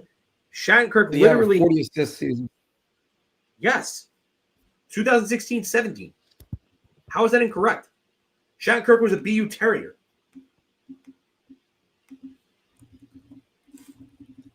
Yeah, that's right. BU Terrier. Yeah. And He then had he has a 43 40 assists in assist season 2016, 2017. 2016-17. 13 goals, 43 assists, 56 points total between St. Louis and Washington. Yeah. Did they fuck up? I guess. I think that this is on them. All right. So one more time on this. I mean, So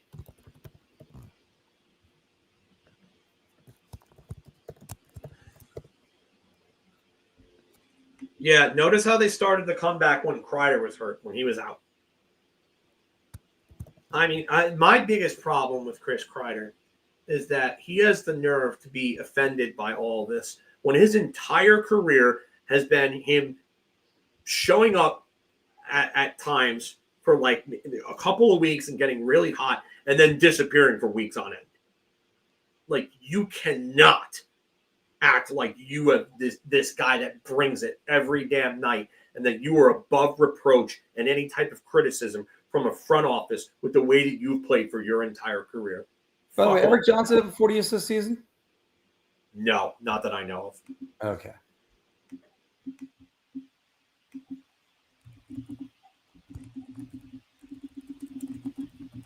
All right. I'm just gonna go Stastny right here just to get this going. All right, let's view the stats. Yeah, Paul Stastny, they're saying Kill McCarr. This one. How is Shattenkirk not fit that? That's stupid. That there's Shattenkirk playing in Colorado. he played in Average Colorado, 250 played in the points. 2010s. His rookie season was 2010-11. He had a 43 assist season in 2016-17. He played in the NCAA for Boston College. He fits everything. I don't understand this. What was the third one again? One that Winnick was. Nope. Yeah, I agree with you. He fits all of that. Okay, Phil, here was this. Yeah, it's also just a matter of the locker room has been completely fractured for a long time, and like I hate saying the words "it is what it is," but it is. It's been like this for a long time with Kreider and the Rangers, and again, people want to keep pointing out because Drury tried to trade Trouba and then did it. Well, guess what? They had to.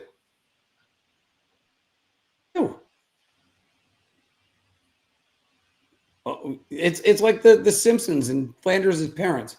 Hey, we tried nothing. We're all out of ideas.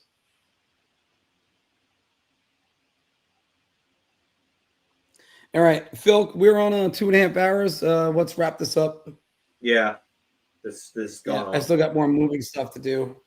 Yeah. How about this, guys? We got hosed today. What do you think about that with Puckdoku? So pretty good. still a good day. Still a good day.